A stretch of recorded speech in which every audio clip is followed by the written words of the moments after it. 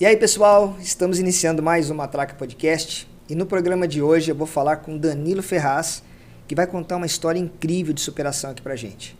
Mas antes, quero mandar um salve pro meu amigo Leandro Firmino, que está no controle aí da Central Técnica, mandando muito bem e cuidando aqui das nossas câmeras e tudo mais. Lembrando que nós estamos nos estúdios da Conduta Filmes e se você estiver precisando produzir o seu vídeo, entre em contato conosco, condutafilmes.com.br. Danilo, obrigado por ter aceito meu convite. Quero te dar o parabéns, porque se tem uma coisa que eu aprecio e admiro em alguém, é a pessoa que fala e faz. E você falou para mim que você ia fazer isso, e aqui estamos nós. Eu tenho a honra de não só ser convidado, mas também de ter ouvido os teus planos e de agora ver isso acontecendo. Então, para mim é muito gratificante ver isso aí, você está de parabéns. Cara, obrigado. Você sabe que a gente tem uma trajetória, um caminho, né? E isso é uma jornada, uma maratona, seja o que for. Mas sempre que você determina algo, saiba que você tem que dar o primeiro passo. Seja do jeito que for. Dê o primeiro passo, a coisa vai embora. Com certeza. E eu tinha que fazer isso porque eu falei, uma hora eu vou me presentear, eu quero um produto meu, e tá aqui. Estamos aqui hoje e eu quero muito contar a sua história, cara, porque a sua história é incrível. Nós vamos falar um pouquinho sobre isso, mas obrigado de coração. Maravilha. Eu acho muito legal, Fabinho. Eu acho que é isso, é dar o primeiro passo, e uma coisa que eu percebo que mudou muito os paradigmas meus foi ver que pessoas podem empreender com sucesso sem conhecer todo o processo ainda, mas de dar o primeiro passo e ver a coisa acontecendo no caminho. Eu acho que isso aí é uma lição em si própria, né? Obrigado, cara.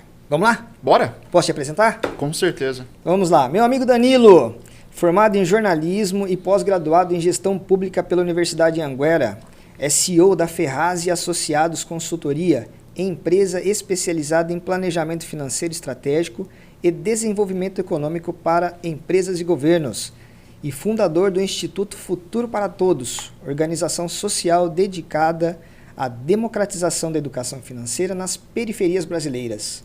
Cara, incrível, hein? Que currículo, hein, velho?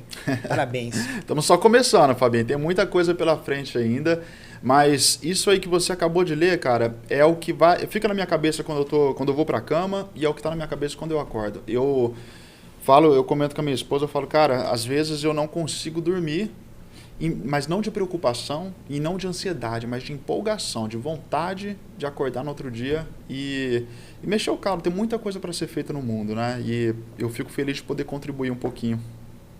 E o que a gente precisa fazer para ter um currículo desse? Fala para mim a sua história. Como que você conseguiu galgar todas essas coisas que você fez na vida, enfim? Como tudo começou? Fábio, eu acho que eu sou, antes de tudo, cara, um sonhador. Sempre fui. Sempre sonhei muito. Eu sempre fui uma pessoa que acreditou no poder do sonho e acreditava que era capaz de ir além. Mas ir além do quê, né? Qual que era a linha de chegada? Eu aprendi muito cedo que a linha de chegada não existe. E que o que mantém a gente vivo, andando para frente, né, e se mantendo positivo no decorrer da vida, são os sonhos. Então, desde cedo, eu comecei a cultivar sonhos dentro de mim, né? E o primeiro grande sonho que eu tive foi de viajar para fora do país. Eu sou o mais novo entre 3 irmãos, eu sou o mais novo. Meu pai é formado em engenharia, minha mãe ela foi vendedora durante um tempo, mas na maior parte da vida dela, ela cuidou dos filhos, né? Cuidou do lar. E eu não tinha excessos dentro de casa, eu não cresci numa família abastada, mas eu tinha o essencial, que é um lugar para dormir, que é alimento, que é atenção, carinho. Eu tive uma boa estrutura familiar para que eu pudesse pelo menos sonhar, que eu acho que é isso que a gente esquece, que às vezes falta para a maioria das pessoas. Falta o básico para que elas possam começar a sonhar com um dia melhor amanhã. E eu comecei a sonhar desde cedo em ir para fora do país. Só que, como eu disse, minha família não tinha dinheiro para muita coisa, né? Então, quando eu falei para o meu pai, eu falei, poxa, a primeira coisa que eu tenho que fazer para ir para fora do país é aprender a falar inglês. E quando eu fui falar isso para o meu pai, ele falou, legal, bacana que você queira estudar inglês, né? Eu estava lá com uns 12, 13 anos mais ou menos, mas ele falou, a gente não tem dinheiro para isso. E aí eu comecei a entender que, beleza, eu preciso começar a ter o meu próprio dinheiro de alguma forma. E uma coisa que eu sempre gostei de fazer era ler. Então, é talvez o único gasto que eu tenho na minha vida, o único prazer que eu tenho, assim, que eu faço questão realmente que meu custo de vida pode aumentar um pouquinho, fora as contas básicas, por conta de hábitos e hobby, é a leitura. Eu gosto muito de ler e sempre compro bastante livro por mês, né? E isso desde cedo já. E aí eu tinha sempre muito livro, gibi, que eu já tinha lido. E aí eu falei, cara, e se eu pegasse esses livros que eu já li e vendesse eles na rua? Quem sabe eu não conseguiria juntar um pouquinho de dinheiro para começar a realizar meus sonhos, né?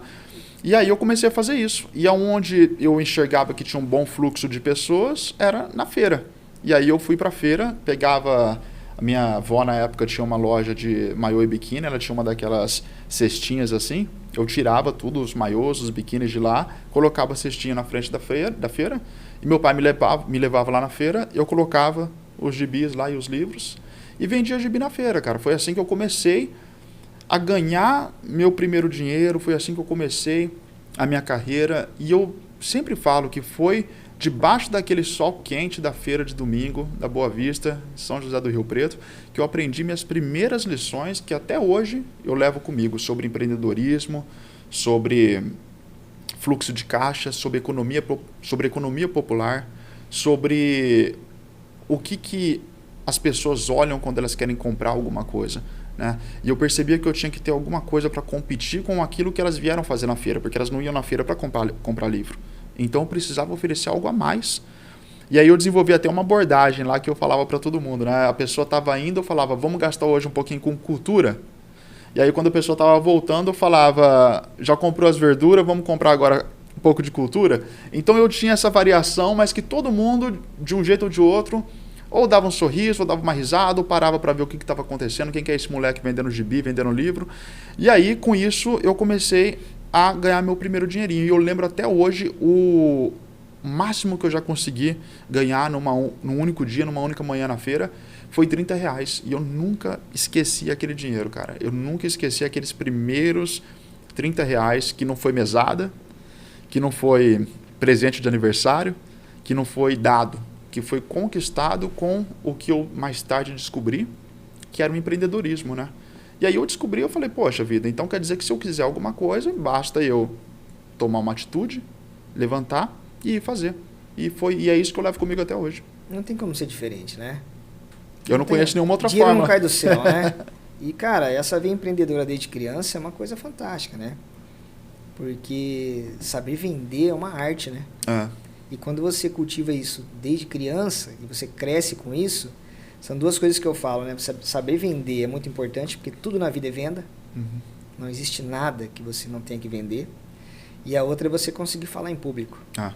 Quando você consegue agregar essas duas coisas na sua vida, é difícil dar errado. É muito difícil. Porque são dois talentos que se a pessoa consegue adquirir ou consegue treinar ali para ter, é fantástico. Cara, mas me fala da sua vida pós-vendedor de livro. Eu sei que você fez um esforço muito grande para aprender o idioma e depois você entrou numa empresa aí de navios italiana, uma empresa italiana de navios, de cruzeiro, e foi conhecer o mundo. Como foi? Quando eu comecei a vender o gibi na feira, né, depois de tudo isso que eu falei, eu ganhei meu primeiro dinheiro, eu conquistei R$30 em um dia, e isso para mim era dinheiro pra caramba, e na época era um bom dinheiro, né? Seria o que hoje seria mais ou menos aí ajustado à inflação, seria algo em torno de R$250.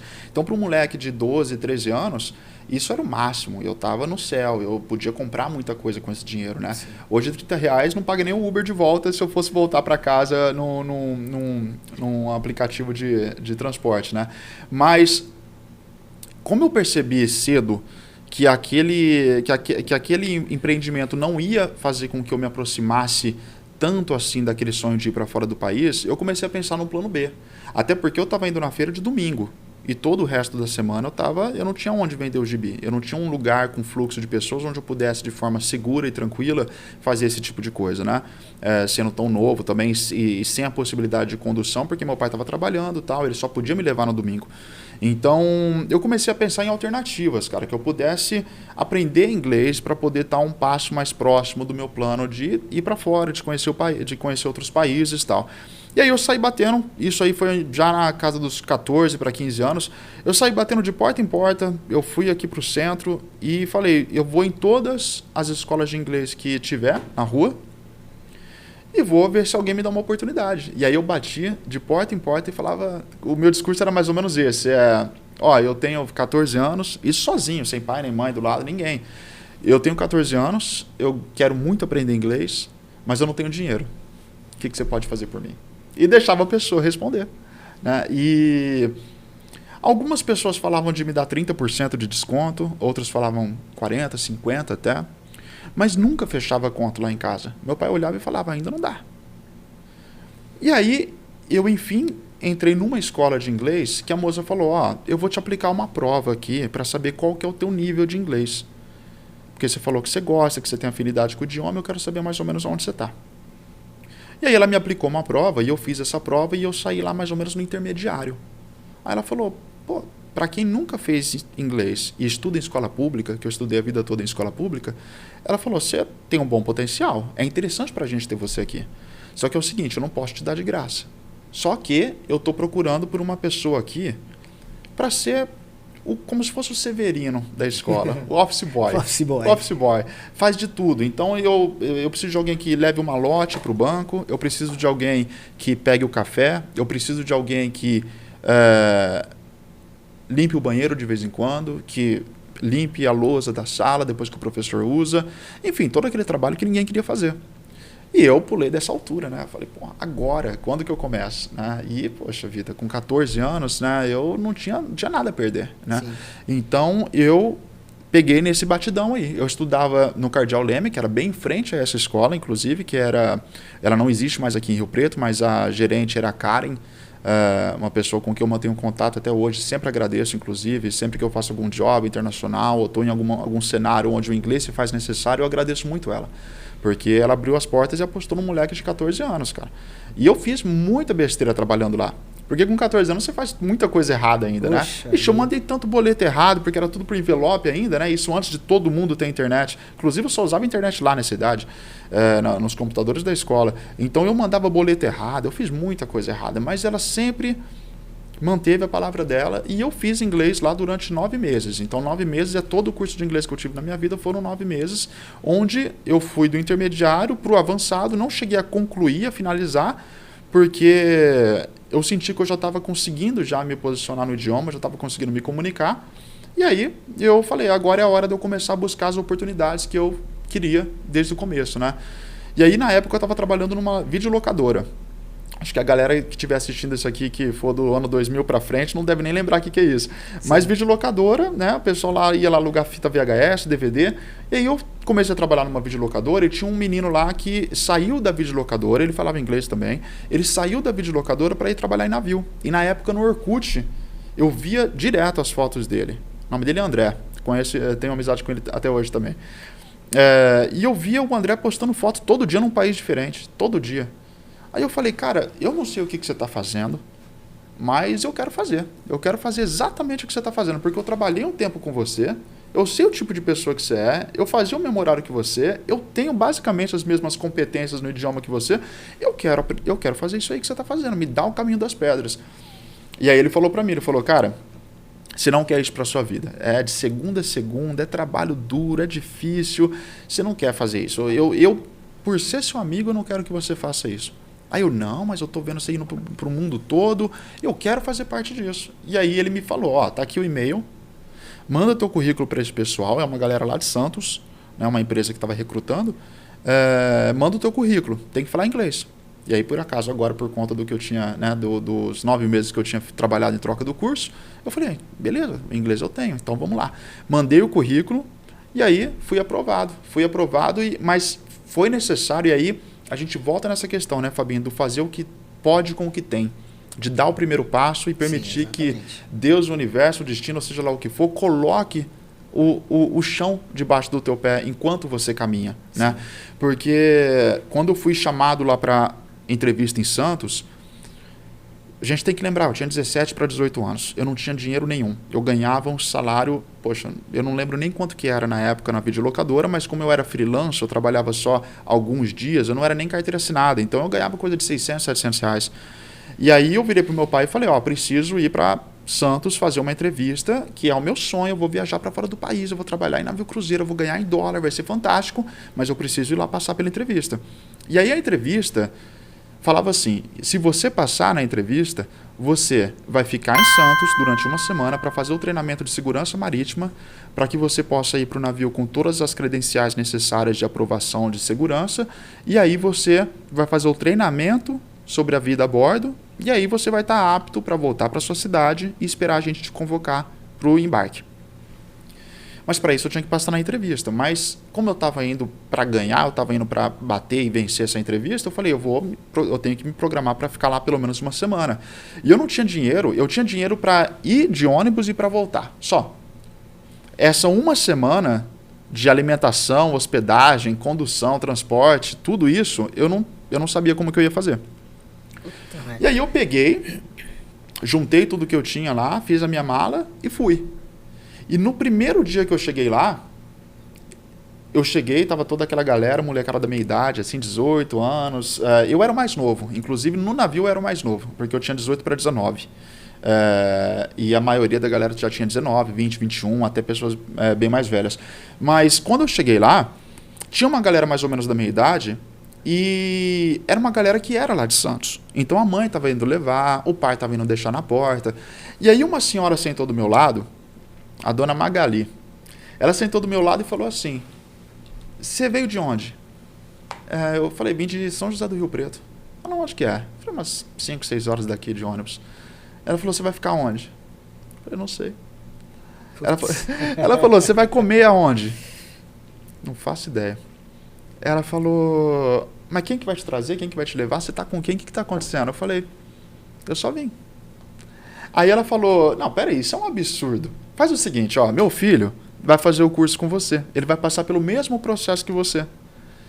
Volta com ele hoje, eu tenho um quarto lá, você vai comer lá, você vai dormir lá, você vai tomar banho lá, você vai fazer tudo lá, eu vou deixar vocês aqui no outro dia e a gente vai fazer isso durante a semana inteira. Então, nas primeiras horas que eu pisei em Santos, sem saber de nada, sem saber como que eu ia fazer, isso aconteceu. Mas eu fui disposto a dormir na rua se eu precisasse. Com 18 para 19 anos, as costas estão boas, eu não tenho medo de nada, não tenho nada a perder. Se alguém tentar me roubar, eu não tenho nada de valor comigo.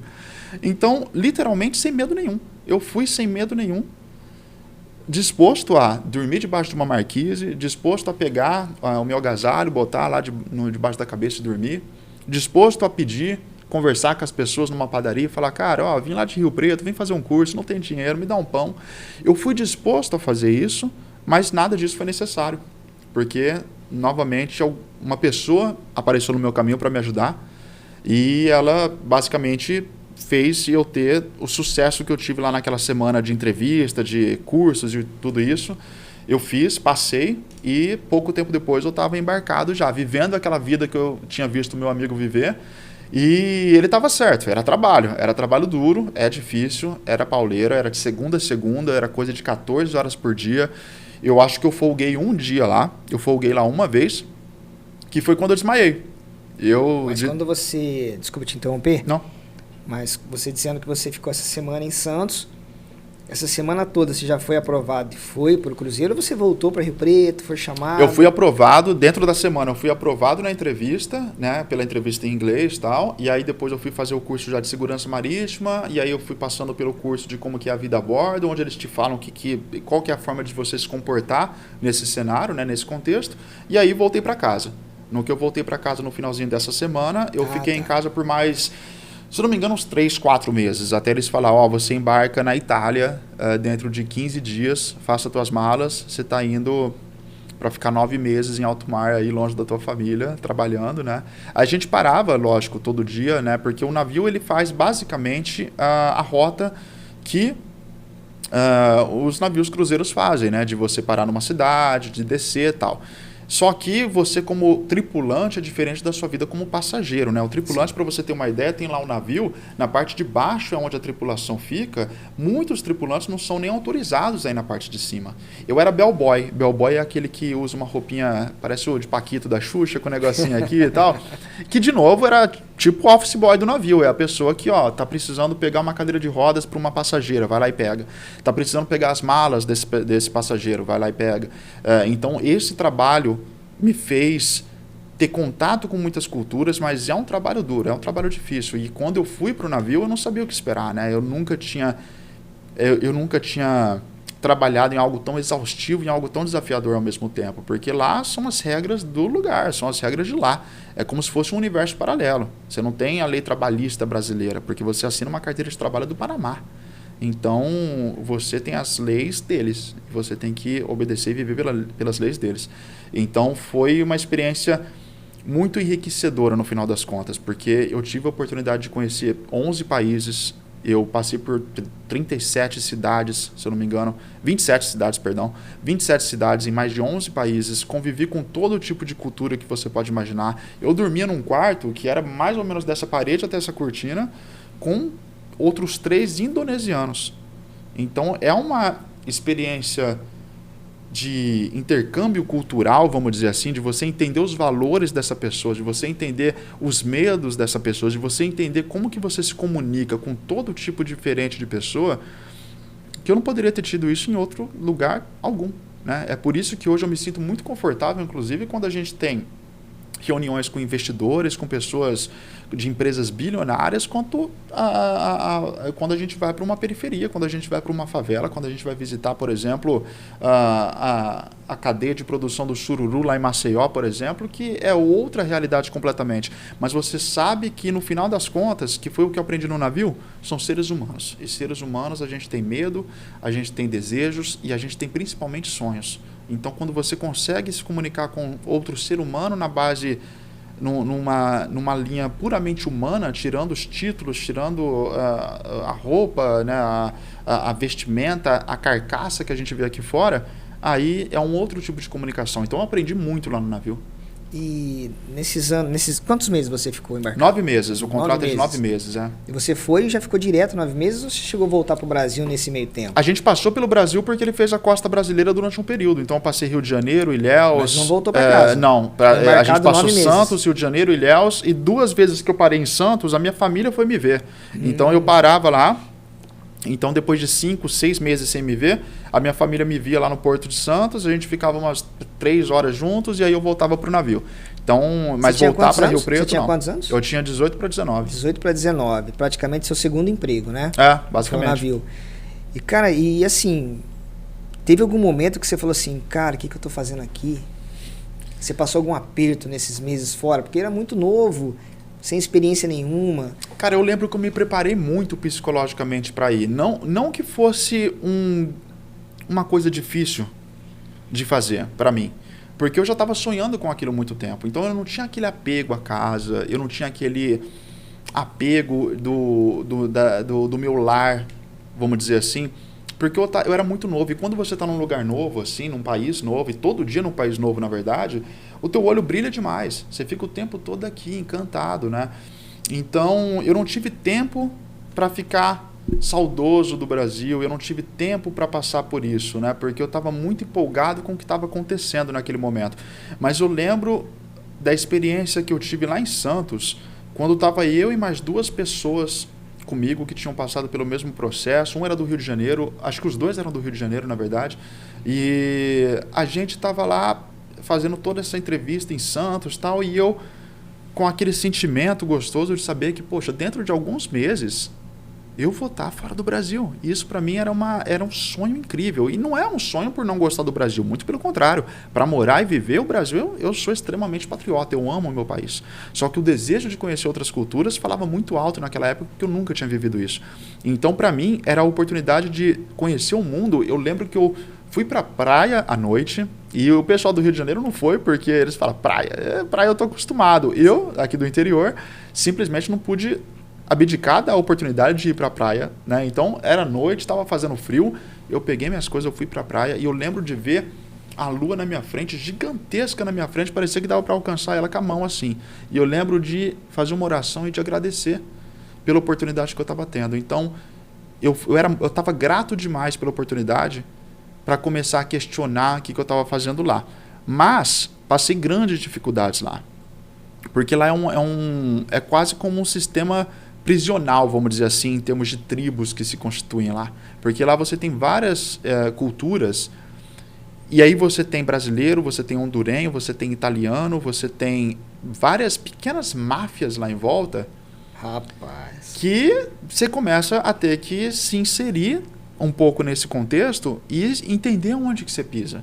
Né? Tinha até uma moça lá que, poxa, ela adorava, ela era muito minha amiga. E tinha um oficial italiano que adorava, que tava apaixonado nela. E eu não tinha nada com ela. Né? Ela era minha amiga. Só que sempre que ele via essa moça, ela estava conversando comigo, e ela era do tipo que abraça, que toca e tal, e esse cara pegou um ódio mortal de mim. Ele queria me fazer descer do navio de qualquer jeito. Ele começou a falar para mim, ó, a partir de agora você vai mudar de função, você vai ser faxineiro. E aí ele pegou, ele tirou meu uniforme, botou eu num outro uniforme, e falava para mim assim, ó, limpa isso aqui embaixo aqui. Pois não, eu ia lá e limpava. Limpa isso aqui. Ia lá e limpava. Durou uma semana. Ele viu que eu não ia quebrar, ele abandonou o plano dele. E você estava em que país quando isso aconteceu? O navio estava sempre trafegando, né? Então todo dia a gente estava meio que num país. Mas como o navio é italiano, o italiano lá ele tem literalmente a voz mais alta, vamos dizer assim, né? Então eles têm muito poder lá dentro. E esse poder lá dentro nem sempre é usado de uma forma justa. Então eu simplesmente entendi quais eram as peças que estavam sendo jogadas lá, não pedi arrego, resisti, mas isso aí foi em torno do meu 4º, 5º mês. Ou seja, eu tinha 4 meses ainda pela frente. Então acho que a ideia dele, a lógica dele eu vou fazer esse cara detestar tanto estar aqui que ele vai pedir para sair. Mas isso não aconteceu. Eu segurei as pontas lá, durante uma semana ele fez isso comigo e depois ele desencanou e... Rapaz, não tem, todo lugar você sofre, né? Todo lugar tem alguém que faz bullying com a pessoa. Se não tivesse desafio, né? Se não tivesse como que a gente evolui, né? E qual país você curtiu mais? Qual que você falou, puta, esse aqui é o país que eu mais gostei, desses que você passou? Sabe qual? Brasil. Sério, cara? Brasil. Que incrível isso. O que eu percebi, Fabinho, é que assim, antes é bom esclarecer quais países eu fui, né? Porque... de repente a pessoa está assistindo e fala, poxa, Brasil, ao invés de Estados Unidos, ao invés de, sei lá, Japão, qualquer país que a pessoa queira visitar, Irlanda. Mas quando eu estava no navio, o navio fazia a costa mediterrânea. Então eu passei por Tunísia, Marrocos, Itália, Espanha, Argentina também passei, fiz a costa brasileira, né? Então Argentina, Paraguai, a gente fez um pouquinho mais nesse trecho. Então eu visitei alguns países e eu lembro que os países que eu mais gostei... as cidades que eu mais gostei eram cidades italianas, porém eu fui para Paris, eu fui na França, mas foi o primeiro lugar que eu pisei que era fora do Brasil, foi na França. Por quê? Na hora que eu peguei o avião para ir para o navio estava na Itália, o avião fez uma conexão e parou em Paris, só que a conexão era de 8 horas, e todo mundo da galera brasileira que estava indo para o navio também, que tinha lá então uma trupe de umas 10 pessoas, a galera falou, não, eu não vou sair não, e se eu perder o avião? Eu não falo inglês, eu não falo francês, porque o inglês não era uma coisa obrigatória, você pode passar com o inglês básico. Só que eu tinha um inglês que eu estava muito confortável, então eu falei, nossa, vocês estão loucos que eu vou ficar 8 horas aqui olhando para o chão de um aeroporto, eu vou para fora, eu quero conhecer a Torre Eiffel, E aí eu consegui juntar 2 ou 3 doidos lá que concordaram comigo, e a gente foi bater perna em Paris. Então imagina só, você sair, eu nasci em Votuporanga, cresci a vida toda em Rio Preto e o primeiro lugar que você pisa, que é fora do Brasil, é Paris, na França. Eu tava no céu, eu queria pegar... Onde eles não gostam e não fazem questão de falar inglês. De né? falar inglês, exatamente. Eu parava lá, eu conversava em inglês. Sabe quando você percebe que a pessoa tá te entendendo, mas ela não quer responder? Sim. Ele ficava... I don't understand, eles falavam, ao invés de I don't understand. Mas eles falavam isso por quê? Porque eles queriam dar a entender que não tenta se comunicar comigo em inglês. Por conta de uma história de guerra que eles têm, né, com o governo britânico, né, a Inglaterra e tal. Então tem todo um contexto histórico e cultural que logo de cara eu já percebi, eu já saquei assim. E realmente o que eu percebi assim foi que, cara, é um lugar maravilhoso. é fantástico, só que no decorrer das minhas viagens com o navio, eu percebi que Itália tem um contexto histórico muito grande, a história da Itália é muito bacana, a Itália é um país velho, né? Então é um país antigo, é um país que você tem muitas praças, e tem estátuas, e tem história, e tem igrejas milenares, e tem esse monte de coisa, só que o lugar onde eu me sentia mais feliz, onde eu mais me divertia, onde eu mais tinha variedade de coisas para fazer, para curtir, para me divertir, era o Brasil. Então, de todos os lugares que eu parava, tinha o fator curiosidade, tinha o fator novidade, mas onde eu consistentemente me sentia mais feliz era o Brasil. Então, hoje, é uma coisa que eu falo, olha, dos 11 países que eu conheci no navio, o Brasil ainda, com certeza, os meus melhores momentos foram vividos no Brasil, em terra brasileira. Eu fiz um cruzeiro na costa da Venezuela e embarquei lá no Panamá. Eu fiquei 12 dias fazendo a costa ali, fui para várias ilhas e tal. E dentro do cruzeiro, né, todas as atrações que tem, aquelas coisas todas pra gente, eu fui comprar um relógio. Aí tinha um cara alto lá, ali, a plaquinha dele aqui, Apollo. Falei, Apollo americano, né, velho? Já fui gastar meu inglês com o cara. E tô ali tentando, rapaz, me comunicar, e ele dando umas risadinhas de canto de boca, assim, e eu tentando aquele meu inglês, aquele que você sabe, né? E aí, o cara falou assim, você é brasileiro? Eu falei, você tá de brincadeira com a minha cara. Um cara desse tamanho, chamando Apollo, velho, pra mim você era gringo, velho. Ele ria que se matava. Ele falou assim, eu tô vendo seu esforço aí, cara, muito bom, mas vamos falar em português aqui. Que parabéns pelo esforço, mas eu te dispenso. Parabéns pelo esforço, mas eu vou conseguir te atender melhor se a gente falar em português. Cara, eu fiz alguns cruzeiros e eu gosto demais. E Apollo é o nome do meu filho, poxa, então... Sério? Provavelmente alguém vai confundir ele com gringo aí mais pra frente. Ah, certeza. Eu entrei convicto, claro que eu vi Apollo, falei, é gringo, velho. Com 2 L's ainda. 2 L's. Eu já comecei a falar, né, arrastar o inglês com ele, uma dificuldade, velho, e ele ria, assim, de cantinho de boca. Eu falei, o cara tá tirando onda com a minha cara, velho. Você sabe que eu passei uma coisa na Argentina, cara, que foi... É quase vergonhoso de contar, mas... Eu tava andando na rua, eu tava sem ninguém, em Buenos Aires, no centro da cidade, em Buenos Aires. Eu tava andando e não tinha ninguém do meu lado, eu não tava conversando com ninguém, eu não tava com camisa do Brasil, eu não tava com nenhum adereço que pudesse sugerir que eu fosse brasileiro. E um cara me viu lá do outro lado da rua, ele, brasileiro? Eu, sim. Porque eu não falo espanhol também, né? Mas ele se comunica em inglês, porque o cara tá lá na rua de Buenos Aires, uma cidade altamente turística, né? Então, naturalmente, a gente começou a conversar em inglês. Aí ele falou, olha, eu tenho um vale aqui para um drink grátis. Aí eu falei, cara, eu não bebo, tô tranquilo, eu tô só de passagem, eu tô no navio. Ele, você tá no navio? Não, mas o navio às vezes passa a noite aqui, não passa? Eu falei, passa. Ele falou, então, eu vou te dar um drink grátis para você vir experimentar. Eu falei, eu não bebo. Ele falou, você dá pros teus amigos. Aí eu falei, tá bom, pode ser um presente legal de dar pros amigos, né? Aí eu falei, beleza. Ele falou, bom, você vai ter que entrar aqui comigo, vamos entrar aqui, aqui na boate, onde, né, os drinks são servidos. Eu só preciso carimbar só esse valezinho pra você, já te dou e tá feito. Esse cara me entra num lugar, numa bimboca, um negócio super escuro, isso de dia, 3 horas da tarde. Eu olhei atravessando a rua, tinha um policial sentado ali, parado ali, aliás. Eu falei, bom, eu tô seguro.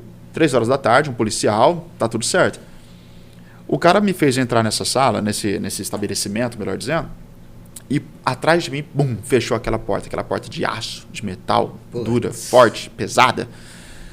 E aí, aquela luz de boate, e a música bombando, 3 horas da tarde. E aí eu já entrei num estado de confusão total, né? Pô, fechou a porta aqui atrás de mim, escuridão total, um monte de luz me deixando completamente desnorteado, o som que eu não conseguia ouvir minha própria voz. E aí um monte de mulher começou a vir em cima de mim, umas 4, 5 mulheres. E aí elas começaram a passar a mão, começaram a pegar, começaram a pôr, e de repente eu percebo que elas estão tentando pegar minha carteira. Putz. E aí quando eu percebo que elas estão tentando pegar minha carteira, eu começo a resistir, elas começam a me apertar com a unha. E começa a me arranhar, e começa a querer me bater e me puxar. Ia puxar minha camisa e minha roupa. E aí uma delas começa a gritar por um nome masculino, que provavelmente estava no andar de cima, que é onde aquele cara foi. Eu falei, pronto, se descer aqui, eu contra 5 mulheres e mais um cara, num ambiente totalmente escuro que eu não sei nem aonde que eu estou pisando, isso aqui vai dar um problema. Mas eu resolvi ligar o botão de pânico, eu comecei a sair esperneando para todo quanto é lado e corri de lá. E abri a porta estava aberta e consegui sair. Quando eu consegui sair, e não conseguiram pegar nada de mim. Quando eu consegui sair, eu falei, olha, eu vou ter que encarar a vergonha que vai ser falar que eu caí nesse golpe. Porque aí, em retrospecto, você fala como eu fui bobo. Mas tiraram a sua carteira ou não? Não levaram nada. Mas em retrospecto, você fica, putz, como eu fui tonto, cara. Como que eu caí nisso? Drink grátis, 3 horas da tarde em Buenos Aires, o cara me leva para uma boate para carimbar um papel. E aí eu fui pro navio e falei assim, pessoal, é o seguinte, questão de segurança pública aqui. Em Buenos Aires está acontecendo esse golpe. O cara me levou para um lugar lá, fechou eu lá, um monte de mulher começou a tentar pegar minha carteira. Tomem cuidado. E aí, para minha surpresa, todos eles, aconteceu comigo também, pegaram minha carteira, levaram tudo. Todo mundo tinha caído no golpe. Todo mundo já tinha caído no golpe já. Então, quando você vai para fora do país, cara, você vai encontrar muitas coisas, né? Porque existe a área hoteleira, vamos dizer assim, mas também existe a área urbana, vamos dizer, né? Sim. E aí Buenos Aires e Brasil é muito parecido nesse sentido. Muito parecido. A malandragem come solta. Mas eu sobrevivi a essa. Cara, você falando do inglês e do cruzeiro, eu estudei muito pouco inglês, assim, né? Então eu não tenho um domínio da língua, nada. Eu me viro quando eu viajo, mas é muito difícil. E eu fui para uma ilha que chama Bonaire, né? Na costa da Venezuela. Nós fizemos Curaçao, né? E uma das ilhas, Bonaire. Uma ilha rústica. E nós fomos para uma praia, cara, onde não pegava celular, onde não tinha comunicação. E uns restaurantes bem rústicos, assim, uma coisa mais linda, uma coisa maravilhosa, assim, natureza pura. E aí eu sentei para almoçar e aquele monte de garçonete, uma mais linda que a outra, todas australianas, aquele olho azul, um bronzeado que elas eram laranja, elas não eram diferente do nosso bronzeado aqui.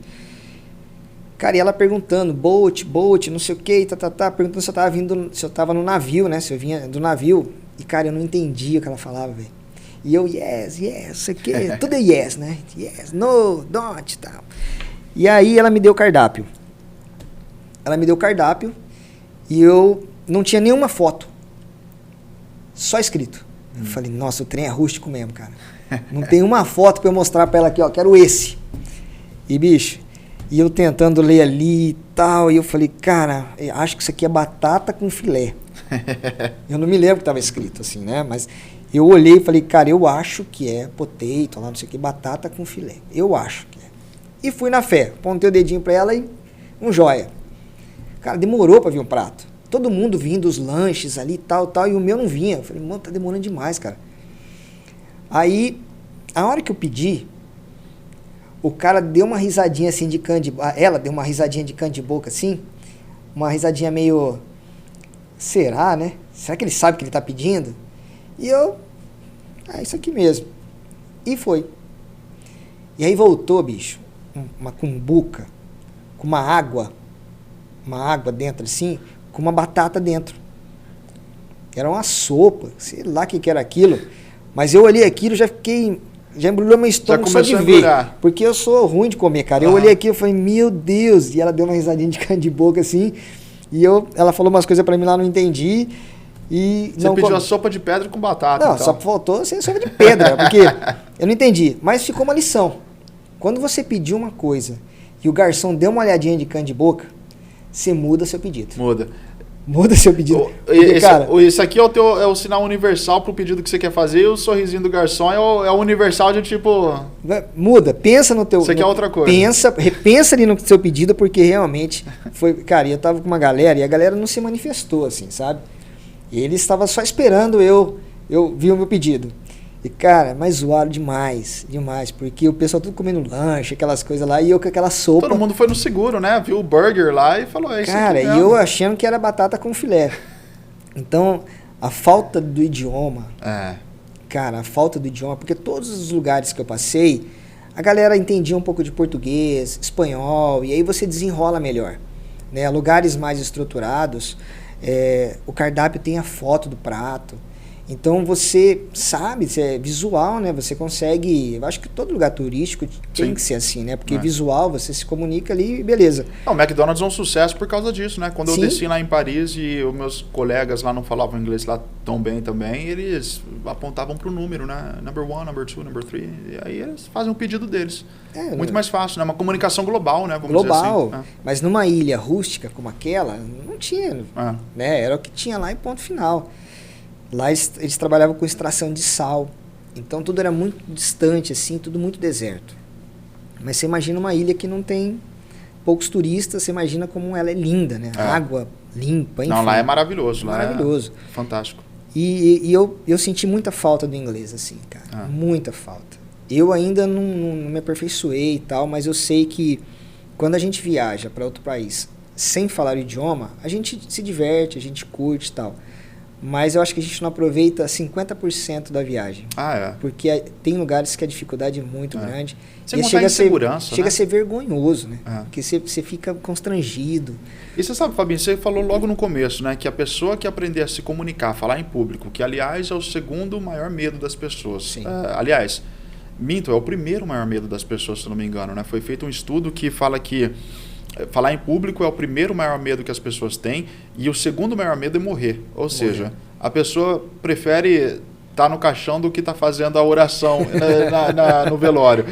Basicamente. Mas quando você fala que as pessoas que aprenderem a falar em público e aprender a vender vão ter basicamente sucesso em tudo que elas fizerem, eu sempre acreditei muito nisso também. E aí, quando a gente fala de vendas, a gente pode trocar a palavra vendas por liderança, por exemplo, porque o vendedor é um líder. O vendedor é um líder, mas nem todo líder é um vendedor, né? Ainda mais quando é um líder posicional e não um líder pessoal, uma pessoa que vibra a liderança.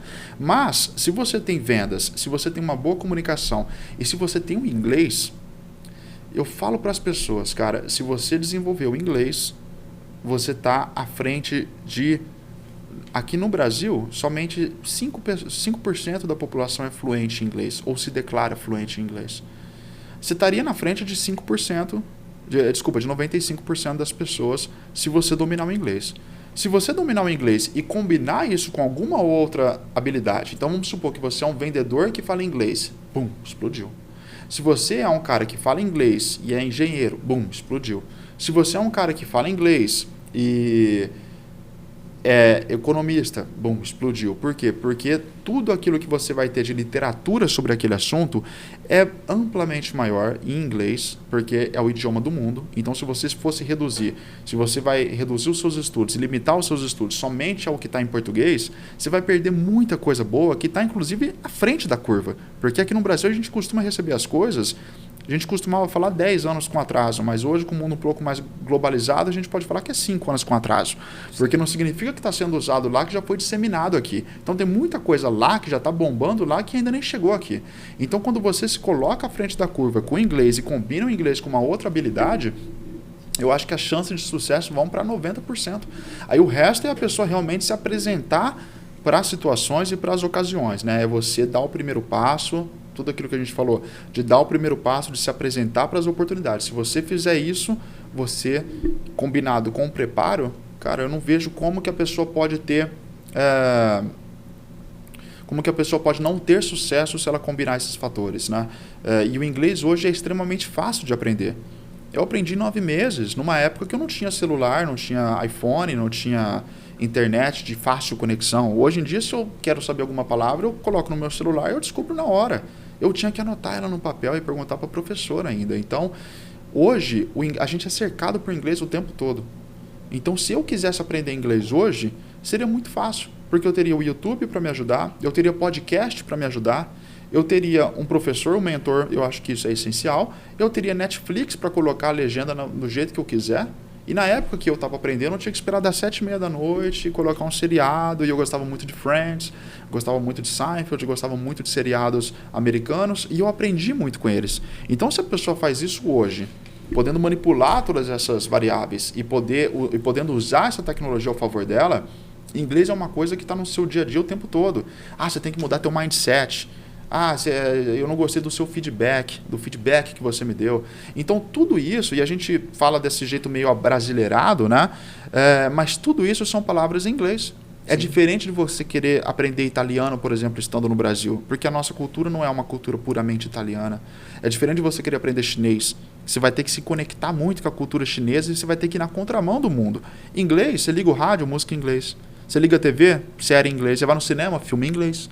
Então, é muito fácil aprender inglês hoje. E é uma coisa que eu falo para as pessoas. Invista o seu tempo nisso um pouquinho, porque vale muito a pena. E paga ótimos dividendos. Né? Se a gente for falar no termo até financeiro da coisa. Conhecimento é o que paga os melhores dividendos, sempre. A gente está batendo um pouco em cima do inglês, porque realmente a gente quer motivar alguém, motivar as pessoas a irem para o melhor, né? E o inglês é uma alternativa, sim, é uma opção, sim. Sim. Hoje a pessoa que tem inglês, ela se sai muito bem. Tem pessoas que aproveitam mais, outras menos, mas sim, o idioma é muito importante. Eu tenho um amigo que ele queria morar na Itália, Pablo, meu amigo querido, e ele estudou inglês aqui rapidamente porque ele queria atender turistas na Itália. Ele queria fazer um trabalho onde ele ia falar com os turistas. E ele fez. E ele também fez um curso que eu acho que menos de 9 meses aqui no Brasil. Ele fez um intensivo, pegou um professor lá, fez um intensivão. E não foi só o inglês, né? Porque ele trabalhava, correria e o inglês junto, mas o propósito dele era ir para a Itália. E ele foi, cara. Ele abriu mão de tudo aqui, um videomaker, um dos melhores que eu conheço. Foi embora para a Itália. E lá na Itália, ele já estava se virando, desenrolando. Eu fechei um trabalho em Dubai. E eu não podia ir para Dubai. E aí eu falei, cara, você está na Itália, faz essa cobertura desse evento lá em Dubai para mim, porque você vai conseguir daí da Itália mais barato até do que eu aqui. Então dá para você ganhar uma grana melhor. Então vai lá para Dubai e faz essa cobertura para mim. Na hora ele topou o trabalho, catou, foi para Dubai e chegou lá e encontrou o grupo de empresários que a gente ia trabalhar. Todos brasileiros, muito ricos, mas nenhum falava inglês. Nenhum falava inglês. E aí os caras precisavam fazer um evento em Dubai. Um evento. Foi uma coisa assim tenebrosa. Porque os caras precisavam falar em um inglês um pouco mais comercial. Sim. Né? E aí o menino, o Pablo, com o pouco inglês que ele tinha, foi o cara que desenrolou tudo para eles. Você entendeu? Então, a importância disso, a importância que esse cara teve para esse grupo de empresários que foi para lá, para fazer um evento, e até que ele falou assim, olha, eu tenho uma limitação, eu vou até aqui, acho que deu pra gente desenrolar muita coisa, mas agora vamos entrar um processo mais jurídico, né? Uma coisa que vocês têm que assinar documentos, vamos ver se tem algum brasileiro aqui mais fluente, que é da local e tal. Aí acharam uma mulher que deu essa assessoria para eles, uma brasileira que mora lá em Dubai, que deu essa assessoria para eles, e aí a coisa fluiu melhor. Mas é muito difícil.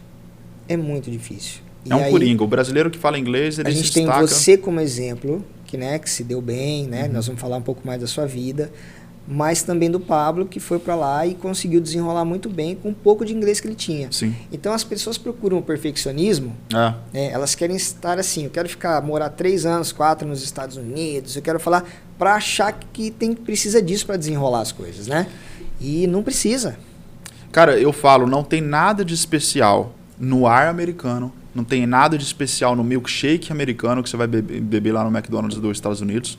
Não tem nada de diferente na comida deles. O que é diferente nos Estados Unidos é que você vai estar em uma completa imersão. Você vai estar conversando com as pessoas em inglês, você vai estar assistindo coisas em inglês, ouvindo coisas em inglês e lendo coisas em inglês. E você pode fazer tudo isso no Brasil. Hoje, com a internet, você pode muito bem. E isso é uma coisa que eu faço, Fabinho, para aprender qualquer coisa que eu queira aprender. Eu faço uma completa imersão. Então, eu tenho um hiperfoco assim, para uma coisa singular, para aprender algo novo, que às vezes espanta algumas pessoas por acharem que, não, isso aí demora muito mais tempo para aprender. Em inglês demora 4, 5 anos. Olha o que eu costumo fazer e o que eu faria hoje se eu fosse aprender inglês ou qualquer outro idioma. Eu nunca senti necessidade de aprender outro idioma. Gosto muito de italiano, já brinquei um pouquinho, já conversei um pouquinho aqui e ali, até arranho alguma coisa, mas nunca me aprofundei, porque sinceramente não tem necessidade. Se eu fosse aprender um outro idioma, seria chinês, porque é a próxima grande potência e o idioma que vai ser mais demandado no mundo corporativo, né? E que vai ser um grande diferencial para quem tem. Mas, e aí é aquilo lá que eu falei, é uma total contramão você querer aprender um idioma que não seja o inglês estando aqui no Brasil, porque a gente é muito alimentado do inglês. Mas o que eu faria hoje se eu quisesse aprender alguma coisa nova? Primeira coisa, eu iria num sebo da sua cidade e eu iria comprar todos os livros que tem sobre aquele assunto. Por que num sebo? Porque além do valor ser mais barato, você tem acesso a uma gama maior de livros e não só aquilo que a editora pagou para deixar lá em estante da Saraiva, da livraria popular. Então você vai ter um leque muito maior de livros sobre aquele assunto. Depois eu chegaria em casa e calibraria toda a minha rede social. Eu vou seguir os principais players do mercado que falam sobre esse assunto, que dão dica de inglês. Para na hora que eu ligar meu celular, eu recebo lá um Google Alerta sobre assuntos em inglês. Eu tenho um aplicativo do Duolingo no celular. Eu entro no Instagram, eu estou ouvindo dicas de inglês. Os livros que eu comprei é sobre inglês ou estão em inglês. Eu coloco nos meus podcasts, os meus favoritos, eu coloco dicas de inglês. Eu coloco entrevistas com pessoas que eu admiro, artistas que eu gosto em inglês para ir me acostumando. Eu compro, inclusive, livros de pessoas que eu gosto em inglês. Eu me cerco de inglês de tal maneira e procuro falar com as pessoas que eu sei que falam inglês ao meu redor, na minha vida, eu procuro falar inglês com elas. Se você fizer isso, em 5 meses, eu duvido que você não vai estar muito melhor. Num outro patamar, num outro patamar completamente. Você vai ter dado uma guinada 180. Por quê? E eu não falo de ficar com a cara no livro estudando, não. Porque eu nunca fiz isso. Eu nunca peguei um livro e estudei um livro. Mas eu pegava e lia biografias sobre artistas que eu gosto, em inglês. Eu pegava e assistia séries que eu gosto, em inglês. Eu pegava e ouvia músicas que eu gosto, em inglês. Então o segredo é você trazer as coisas que você gosta para o território do inglês. E se você fizer isso, você não precisa ir para fora, você não precisa ir morar lá fora, até porque a velocidade que eles falam vai só te frustrar, na verdade. Você não vai conseguir acompanhar. A não ser que você tenha 3, 4, 5 anos para ficar lá. Mas se você está indo para fazer um intercâmbio de 2, 3 meses, esquece. Você vai apavorar tanto que você vai querer grudar em brasileiro lá, que é o que acontece com a maioria das pessoas. Então, se você fizer essa imersão aqui e tirar as rodinhas e tentar falar inglês, e na aula com o seu professor, ser a pessoa que senta na primeira cadeira e faz o máximo de perguntas possível. E quando ele pergunta quem vai ler o texto, você é o primeiro a levantar a mão. Se você for essa pessoa, você aprende inglês, cara, em menos de 1 ano. Porque a gente está num contexto fácil para dominar esse idioma, porque a gente é alimentado com ele o tempo todo. Nós estamos falando um pouco mais sobre essa questão do inglês, porque realmente ele mudou sua vida, né? E me toca muito. Você vê que eu Sim. falo de uma forma muito apaixonada pelo inglês, Sim. porque eu recomendo. Todo mundo tem que falar inglês. Sim. Deveria, pelo menos, entreter essa ideia e colocar nos seus planos, né? Sim, porque a partir do momento que você se foi lá e falou assim, cara, eu troco o aprendizado por trabalho, né? Uhum. E essas coisas têm um valor tão grande, Sim. sabe? Parece que o universo conspira a favor daquela pessoa que vai lá e quer fazer, que está com vontade, que não procrastina, que não... Parece que o universo conspira a favor dessa pessoa. E, cara, você vai chegar onde você vai chegar. Você está hoje onde você está por conta de determinação, foco, vontade, desejo que você tinha de chegar onde você está hoje. E nós vamos chegar, né, onde você está hoje. Sim. Mas tem uma curiosidade aqui que aconteceu com você, logo que você voltou do navio, que você voltou com uma grana, né? Você voltou com uma grana já pronto para tocar tua vida com aquilo que você queria, que era estudar, aprender sobre mercado financeiro, enfim. Mas aconteceu algo aqui que eu quero que você conta pra gente, pra galera aqui, o que aconteceu com o teu dinheiro quando você chegou? Cara, como eu disse no começo, né, eu sempre fui muito alimentado a sonhos. Então, quando eu alcanço um sonho, eu já estou sonhando com outra coisa. E eu não paro nunca com isso. E eu brinco até com a minha esposa. A gente senta em casa, às vezes, para dar uma espairecida e conversar um pouquinho sobre a vida. E não dá 5 minutos, a gente já está pensando em planos e fazendo coisas e sonhando coisas juntos, né? E quando eu fui para o navio, eu já comecei a sonhar com o próximo passo. E o próximo passo para mim era ir passar um tempo e morar nos Estados Unidos mesmo. Né? Porque o navio não passou nos Estados Unidos. E pensa, um cara que fala inglês desde os 14, 15 anos, que aprendeu inglês, que ama essa cultura americana, que gosta da cultura americana, como que eu acabo não indo para os Estados Unidos? Né? E aí eu voltei, e lá no navio eu tive acesso, lá eles tinham uma extensa biblioteca, que durante as travessias um pouco mais longas, eu ia lá na biblioteca e pegava alguns livros. Né? Então lá eu lia muito livro, e foi lá que eu tive meu primeiro contato com livros de investimentos, com livros sobre o mercado financeiro. E Fabinho, isso foi mais ou menos em 2008. Eu entrei no navio em 2008, saí em 2009. O primeiro curso que eu fiz de mercado financeiro quando eu voltei no Brasil foi em 2010. Eu não entendi nada. Nada. E eu sempre conto isso. Eu demorei uns 3 cursos sobre o mercado financeiro para entender, para começar a entender um pouco.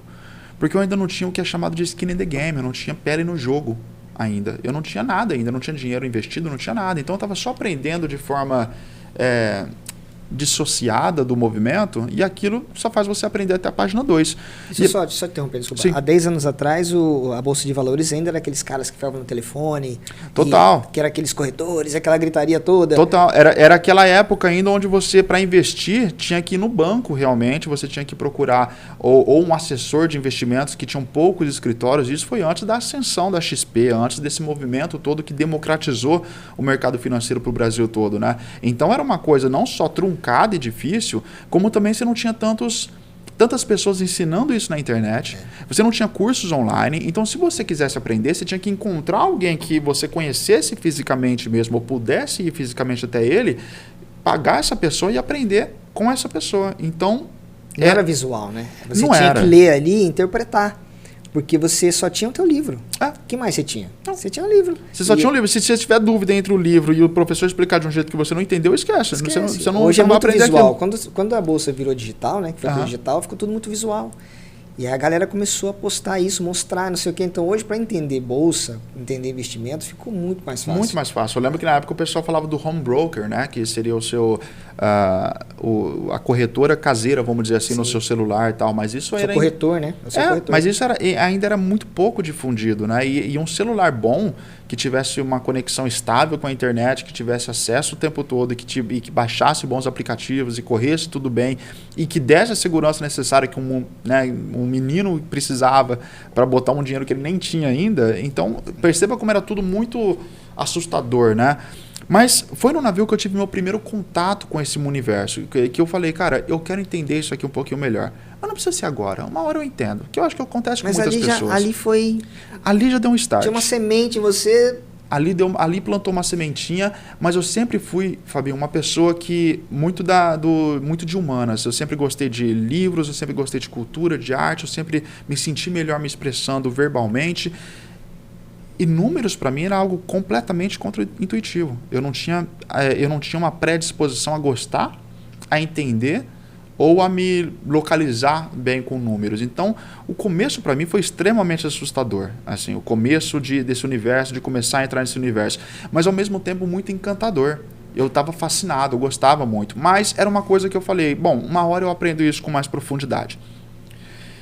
E aí, quando eu voltei para o Brasil, eu voltei com planos de... Beleza, eu estou aprendendo um pouquinho de investimentos, mas eu vou pegar esse valor que eu voltei e eu vou para os Estados Unidos, eu vou começar minha vida lá.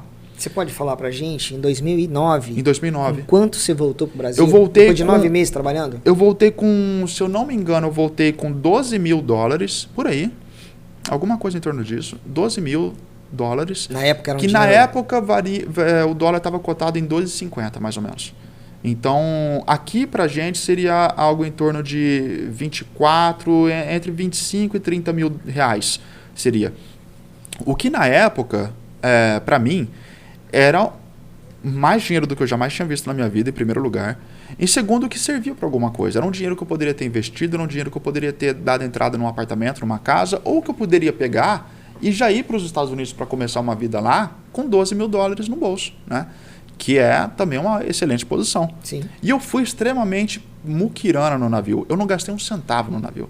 Eu comia no navio, eu dormia no navio, eu não gastei um centavo. Todo mundo que ia lá comprava videogame, laptop, computador, comprava TV, comprava camisa importada e roupa. Eu evitava gastar ao máximo.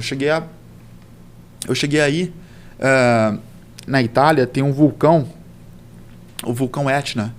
E todo mundo falou, não, a gente vai ver o vulcão, você vai, bora, o vulcão, eu quero ver. Não, vamos lá, então todo mundo no vulcão, beleza, vai dar 150 para cada um no táxi. Aí, tipo, eu já saí fora. Então, eu deixei de ver um vulcão para economizar um dinheiro que eu tinha em abundância, mas eu estava fixo em guardar todo o dinheiro que eu pudesse. Então, essa disciplina eu sempre tive, na verdade, né? Mas no navio, ela foi a 10ª potência, assim, porque eu queria voltar com o dinheiro. E quando eu voltei para o Brasil, foi durante uma fase de muita crise no Brasil, porque em 2008, 2008 você teve a crise do subprime lá nos Estados Unidos, que foi a grande crise financeira global. E aquilo derrubou todo mundo. O banco Lehman Brothers, lá dos Estados Unidos, declarou falência. Ele era o 4º maior banco do mundo. Então, o planeta inteiro entrou numa recessão econômica, talvez uma das piores da história. E em 2009 isso começou a ser sentido aqui no Brasil.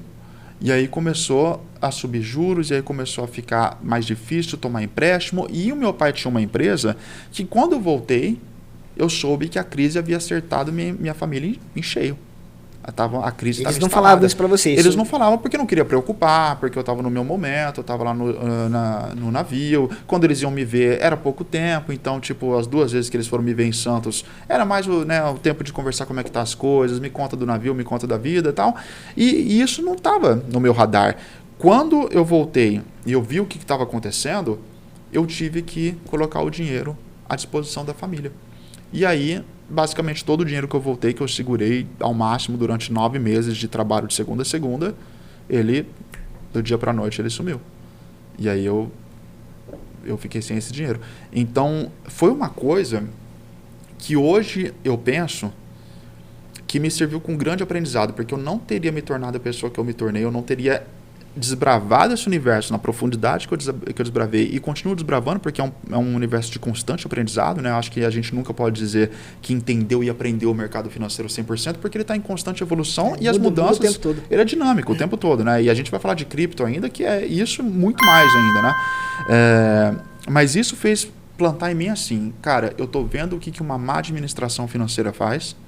Eu estou vendo o que a economia como um todo pode fazer, e eu sou de uma geração que veio depois daquela hiperinflação no Brasil. Então eu não peguei o preço do arroz aumentando 100 vezes de um dia para o outro.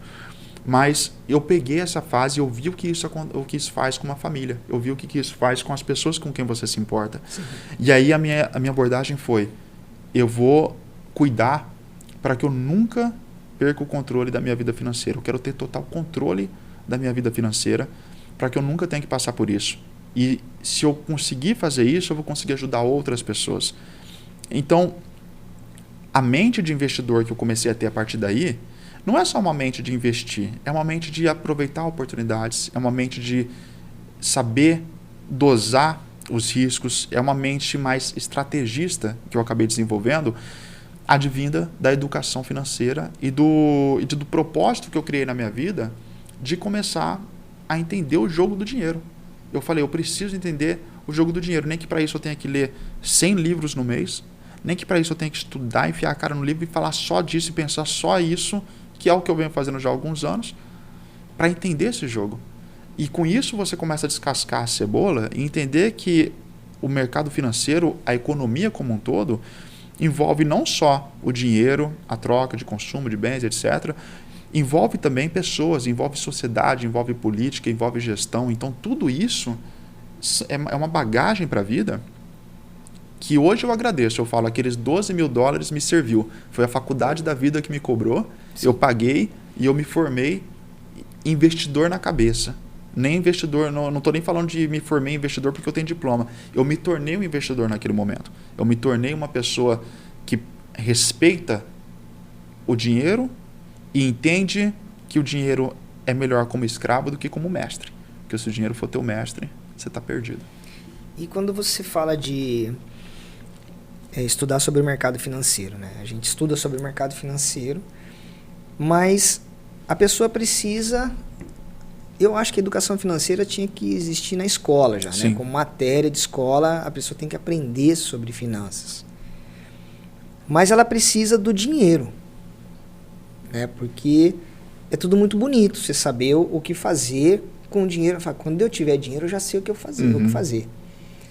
Mas sem ele, não acontece a mágica. Sim. Né? Então você pode ter o dinheiro lá e você pode fazer a mágica da multiplicação, ficar milionário, investindo seu dinheiro, mas primeiro você tem que ganhar o dinheiro.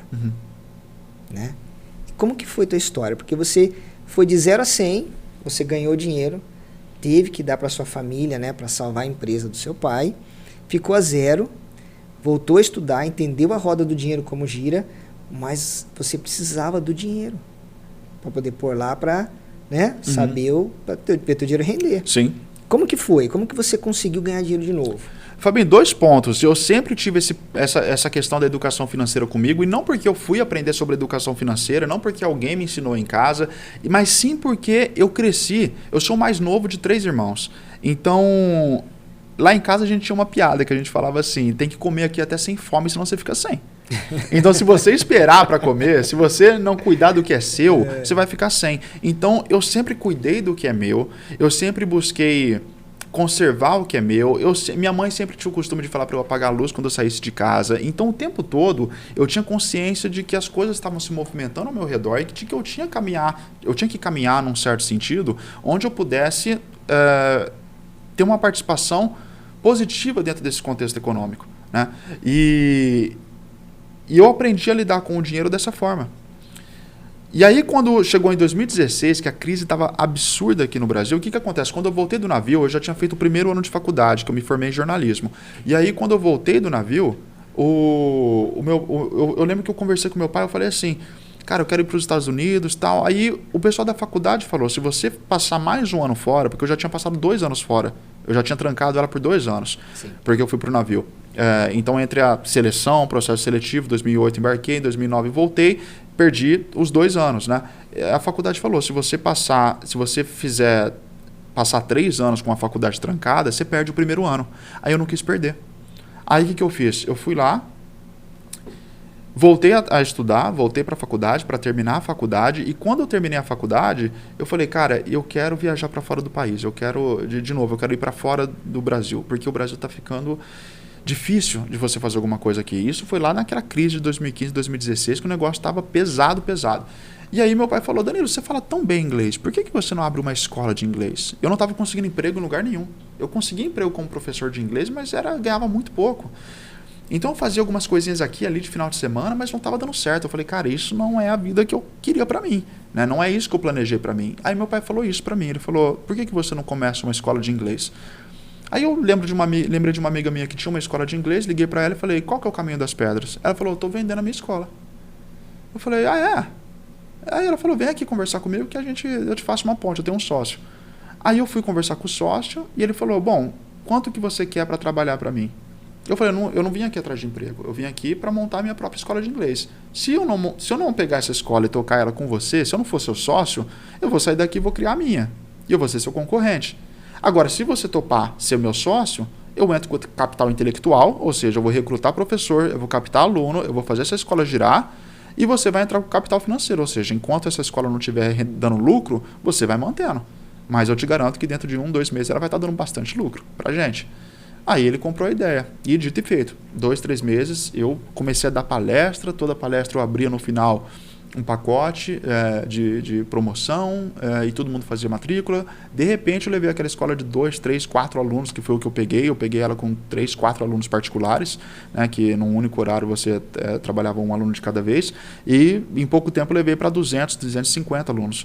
Então em poucos meses eu fiz aquela escola começar a girar, e foi aí que eu comecei a ganhar dinheiro e comecei a guardar. Mas até então só poupança só. Guardava o dinheiro na poupança e deixava ele lá. Para mim, a minha ideia de ter dinheiro, de ser rico até então, porque eu não tinha total clareza do mercado financeiro ainda, era de ter dinheiro na conta. Então eu nunca deixava minha conta abaixo de certo ponto. Eu deixava num ponto onde eu falava: ok, eu estou bem. Mas nada de segurança de futuro, nada de previdência, nada de pensar no futuro, nada de investimento a longo prazo, nem a curto prazo.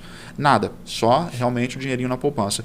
Mas foi assim que eu comecei. Economizando, segurando o máximo que eu pudesse, adquirindo essa mentalidade, né? E não é economizar num cafezinho. Hoje eu sei disso, embora na época eu economizava não só no cafezinho, se precisasse economizava na comida. Mas hoje eu tenho uma mentalidade diferente, que é o quê? Se a pessoa ainda não está ganhando o suficiente, que eu acho que é o ponto que é importante a gente frisar, se a pessoa ainda não está ganhando o suficiente, a pessoa vira para mim e fala: eu ganho um salário mínimo, como que eu posso investir? Invista em você. Faça igual você fez. Pega o teu dinheiro, usa para investir em conhecimento. Com mais conhecimento você vai poder criar mais recursos para você ter mais dinheiro, e com esse mais dinheiro vai sobrar para você pagar suas contas e um pouquinho para você investir. Porque se eu falar para você que ganha um salário mínimo, vai investir no 100, 150 por mês, no longo prazo isso não vai te levar para muito lugar. Não vai te levar, não vai mudar a tua vida. Vai adquirir um bom hábito, mas não vai mudar a sua vida. A disciplina muda, fica legal, mas não muda a vida, né? Não muda a vida. Agora, se você quer mudar a tua vida realmente, invista em você. Então, imagina que você ganha um salário mínimo, só que agora você fala inglês. Você ganha mais. Isso eu te garanto. Porque eu lembro que, inclusive, quando eu era molecão lá, antes de ir para o navio, eu fiquei uma semana, um mês no emprego, porque o navio logo em seguida me recrutou e me chamou. Mas eu só peguei aquele trabalho que não tinha nada a ver com inglês, era uma loja de instrumentos musicais, do Leco, nosso amigo da Hammer. Ele me contratou por um mês e que foi o tempo que eu pude ficar lá, na verdade, mas ele fala, contratei o Danilo porque ele fala inglês. Eu não precisava usar o inglês lá, mas isso dizia algo sobre mim, dizia algo sobre o meu caráter, sobre minha habilidade de me comprometer a algo. Então as pessoas enxergam isso mesmo que você não use o inglês. Então se você ganha um salário mínimo e agora você fala inglês, você ganha mais. Se você ganha mais e mesmo assim você acha que está apertado ainda, sei lá, faz uma pós, junta o dinheirinho, faz uma pós-graduação, ou invista num curso online. Hoje em dia, esses cursos de formação, esses cursos mais curtos, está sendo muito pedido no mercado. Evolua, faça um curso de graça, faça um curso online de graça que te dá um diploma. Né? Tem um site, inclusive, que tem vários cursos de várias universidades americanas que você pode fazer o curso lá. Então, imagina você fala inglês e tem um diploma de uma universidade americana e você vai pleitear uma oportunidade de trabalho. E você tem uma boa oratória, e você vende bem o teu peixe. Não tem como você ficar ganhando pouco pro resto da vida. Então, o primeiro passo é invista em você, depois você investe no mercado. É porque você precisa fazer renda, né? Uhum. De alguma maneira, você precisa fazer renda. Então, se você está ali, exausto, né, trabalhando das 8 da manhã às 6 da tarde, então você já comprometeu praticamente todo o seu tempo. Sim. E aí você precisa, em algum momento, achar um tempo para estudar, para você conseguir sair da caixa naquela situação que você está e realmente procurar algo para ganhar mais. Então, é possível? É possível. Só que a gente volta naquela história. Precisa dar o primeiro passo. Precisa sempre, a iniciativa sempre é sua. Uhum. Porque a hora que você fala, não quero mais essa vida para mim, você precisa achar horário, acordar mais cedo, dormir mais tarde, você precisa traçar o seu caminho. Porque senão você vai passar a vida inteira querendo fazer, querendo sair daquela situação, mas você nunca deu o primeiro passo para isso. Né? Então, se acomoda, vive a vida que quer viver, né? Quer assistir a novela ao invés de estudar, não quer acordar mais cedo, e aí você vai viver aquela vida sonhando. Eu acho que o maior erro das pessoas, Fábio, é elas acharem que grandes mudanças levam muito tempo. Você chegou a fumar alguma vez na sua vida? Fumei pouco tempo. Pouco tempo, né? Quando você pergunta para alguém quanto tempo levou para ela parar de fumar, às vezes a pessoa fala, poxa, me levou 3, 4, 5 anos. E isso é mentira. Na verdade, levou uma decisão. Uma decisão que essa pessoa tomou de verdade. Sim. Levou para ela mudar de vida. Então, quando a gente olha para uma pessoa que saiu de um casamento abusivo, quando a gente olha para uma pessoa que mudou a vida financeira dela, quando a gente olha para uma pessoa que parou de fumar, quando a gente olha para uma pessoa que decidiu emagrecer, ela pode achar que ela levou muito tempo para decidir aquilo. Ela levou muito tempo para chegar no ponto de decisão. Mas quando ela chega no ponto de decisão, aí ela muda de verdade. Então, o que as pessoas precisam fazer é chegar no ponto de decisão. E eu tenho total ciência de que isso que eu estou falando não serve para todo mundo. A gente não pode colocar essa carapuça em todo mundo. Por quê? Porque tem pessoas ao redor do Brasil, hoje 50% da população brasileira vive com menos de R$500 por mês. R$500 por mês não dá para você sonhar muito, porque você está preocupado com o que você vai comer à noite. Sim. Mas eu estou falando para as pessoas que estão assistindo um podcast num smartphone, que estão assistindo num tablet, num computador, que estão com bom acesso à internet e que de repente estão ouvindo isso a caminho do trabalho no carro. Então, essa mensagem vai para as pessoas que estão em posição de fazer alguma coisa. Para as que não estão no momento, cabe a gente fazer uma coalizão nacional, um acordo como sociedade mesmo, para que a gente comece a eliminar os gaps sociais que existem no Brasil. Então é muito importante que a gente faça essa distinção, porque às vezes a gente faz um discurso que é bonito no papel e a pessoa fala, tá, mas e os mais pobres? Ninguém está ignorando isso, mas você não levanta outra pessoa se você tiver caído também. Sim. Então a melhor forma de cuidar do outro é cuidando de você.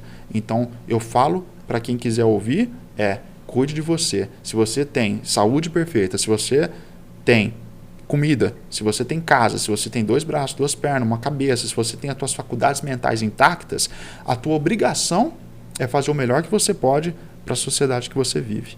Então, a gente não pode se esconder e se isentar dessa missão e desse nosso papel, né? Falando nisso, vamos entrar então no seu projeto, Instituto Futuro para Todos, que você aprendeu a trabalhar com dinheiro, aplicou todo o seu dinheiro e agora você quer levar isso para as pessoas que realmente não têm informação ou que precisam muito dessa educação financeira. Uhum. Fala do Instituto. Fabião, o Instituto Futuro para Todos ele é relativamente novo, né? Ele nasceu no finalzinho de 2019, bem no auge aí da crise do coronavírus. E minto, ele nasceu no final de 2020. Ele nasceu no final de 2020. E bem no auge do coronavírus, de 2021 agora foi um ano de muito trabalho para a gente, porque foi quando a gente constituiu realmente a composição do Instituto e a gente conseguiu juntar pessoas e convocar a sociedade a se unir a nós numa missão que é de democratizar o acesso à educação financeira nas periferias. Por quê? Porque quando eu fui criar o Instituto, eu pensei no que eu acredito, no que eu acho que pode mudar realmente a vida das pessoas. E se existe uma coisa que pode mudar a sua vida nos mais diversos pontos, desde a sua autoestima até ajudar uma mulher de repente a sair de um relacionamento abusivo porque ela está economicamente dependente naquela relação, até investimento em educação, até você conseguir tirar um jovem, um adolescente das drogas e do crime ou da rua, porque ele aprendeu a administrar o dinheiro dele e ele entende que a riqueza está no alcance dele mesmo de forma lícita, ou seja, sem precisar se recorrer ao crime, recorrer às ruas ou ao dinheiro rápido. Eu entendi que isso é a educação financeira. Eu entendi que a educação financeira é a chave para que a gente consiga destravar um futuro melhor para os jovens do nosso Brasil. E por que isso é importante para mim? A minha esposa é fundadora do Valkyrias Board, que é um instituto que trabalha primordialmente com buscando combater a desigualdade de gênero, né? E atender meninas e mulheres.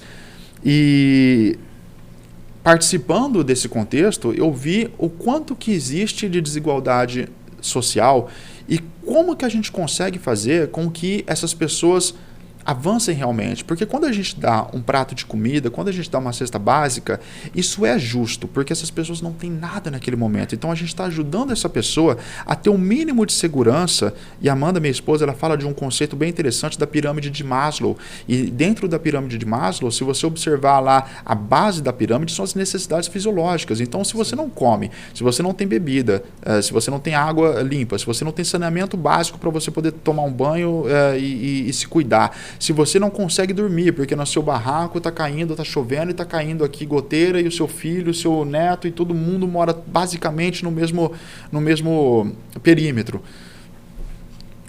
Quando tudo isso está acontecendo, você não consegue romper com absolutamente nada. Então, a gente cuida para que essa pessoa tenha essas necessidades básicas atendidas primeiro, para depois ela começar a sonhar com algo a mais, com uma capacitação, com uma noção financeira, com coisas que vão fazer com que ela, no decorrer dessa escalada, dessa pirâmide de Maslow, que ela consiga chegar na autonomia realmente financeira e pessoal, autonomia de autoestima mesmo, da pessoa conseguir se olhar e falar: eu amo quem eu sou, eu gosto de quem eu sou e eu sei aproveitar as ferramentas que eu tenho à minha volta. Então, o Instituto Futuro para Todos, ele nasce para empoderar pessoas, porque o que eu vejo de pessoas que têm talento, que tem sonho, que quer realizar coisas incríveis para o mundo e que o mundo se beneficiaria extremamente dessa pessoa, e a gente não tem acesso a esse talento todo porque essa pessoa não tem o que comer, porque essa pessoa não tem onde dormir. Ela está tão preocupada com a necessidade dela naquele momento que não tem como você falar para ela ler um livro. Não tem. É a mesma coisa de você encontrar uma pessoa, ela te pedir uma comida, por exemplo, e você falar assim: vai carpir um lote. Isso a gente ouve muito. Sim. Por que você não vai carpir um lote? Trabalhar você não quer. Ela pode até trabalhar para você. Ela pode até carpir o seu lote. Mas primeiro você tem que matar a fome dela. Porque senão ela não vai conseguir. Quem tem fome tem pressa, né? E a pressa, ela não necessariamente convida ao estudo, à leitura ou ao pensamento a longo prazo. A pressa é para agora. A pressa é para hoje, é para nesse momento. Eu preciso para ontem, né? Então, a gente tirar as pessoas do imediatismo é o que permite fazer com que elas olhem um pouquinho mais adiante. Então, Futuro para Todos, o nome vem daí. O nome vem de reativar o sonho das pessoas, de fazer as pessoas voltarem a sonhar, de fazer com que a pessoa que tem algo a oferecer para a sociedade, que ela consiga colocar isso para fora, que ela consiga comunicar isso para o mundo. Mas para isso, como eu disse, ela precisa estar de pé. Ela precisa estar de pé, ela precisa estar 100% no comando da sua vida. Ou não 100%, mas ela precisa estar no comando, na cadeira de motorista da sua vida, vamos dizer assim. Porque do jeito que está hoje, do jeito que a gente vê, como eu disse, 50% da população recebendo menos de R$500 por mês. Muita gente na informalidade, no desemprego, muita gente ainda tem uma parcela de 22 milhões de pessoas, se não me engano, que vive somente com o auxílio de Bolsa Família, que às vezes é menor então do que esses R$500. Então a gente está falando de uma massa do Brasil. Então o Brasil é composto, na verdade, essencialmente por essa massa que não teve acesso à educação financeira e não tem acesso, inclusive, ao capital, ao dinheiro. Sim. Então como que a gente faz para que seja mais justo? E aí eu não estou falando de igualdade, porque a gente vive num regime capitalista democrático, onde naturalmente o capitalismo ele já leva para uma situação na qual vai existir disparidades econômicas. Isso todo estudioso, todo economista fala. Adam Smith falava isso no livro A Riqueza das Nações, que você, quando tem um regime capitalista, é inerentemente fato de que vai haver desigualdade. Por quê? Habilidades diferentes, disposições diferentes de trabalhar. Se você escolher estudar muito mais do que eu e trabalhar muito mais do que eu, é justo que você tenha mais capital do que eu. Só que isso não quer dizer que eu não queira também fazer isso e talvez não consiga. Então, o que eu falo não é a igualdade, 100% a igualdade social, porque a igualdade social implicaria em eu retirar a sua liberdade. Fábio, a partir de agora você, o Danilo, o Leandro, todo mundo ganha a mesma coisa. Por quê? Porque agora o Estado vai cuidar disso. Então, tudo que você ganhar excedente, você dá para mim, para o Estado. E você vai ganhar o mesmo tanto, todo mundo vai ganhar o mesmo tanto. Todo mundo vai ter acesso à educação, todo mundo vai ter acesso à saúde, porém, todos nós vamos ganhar o mesmo.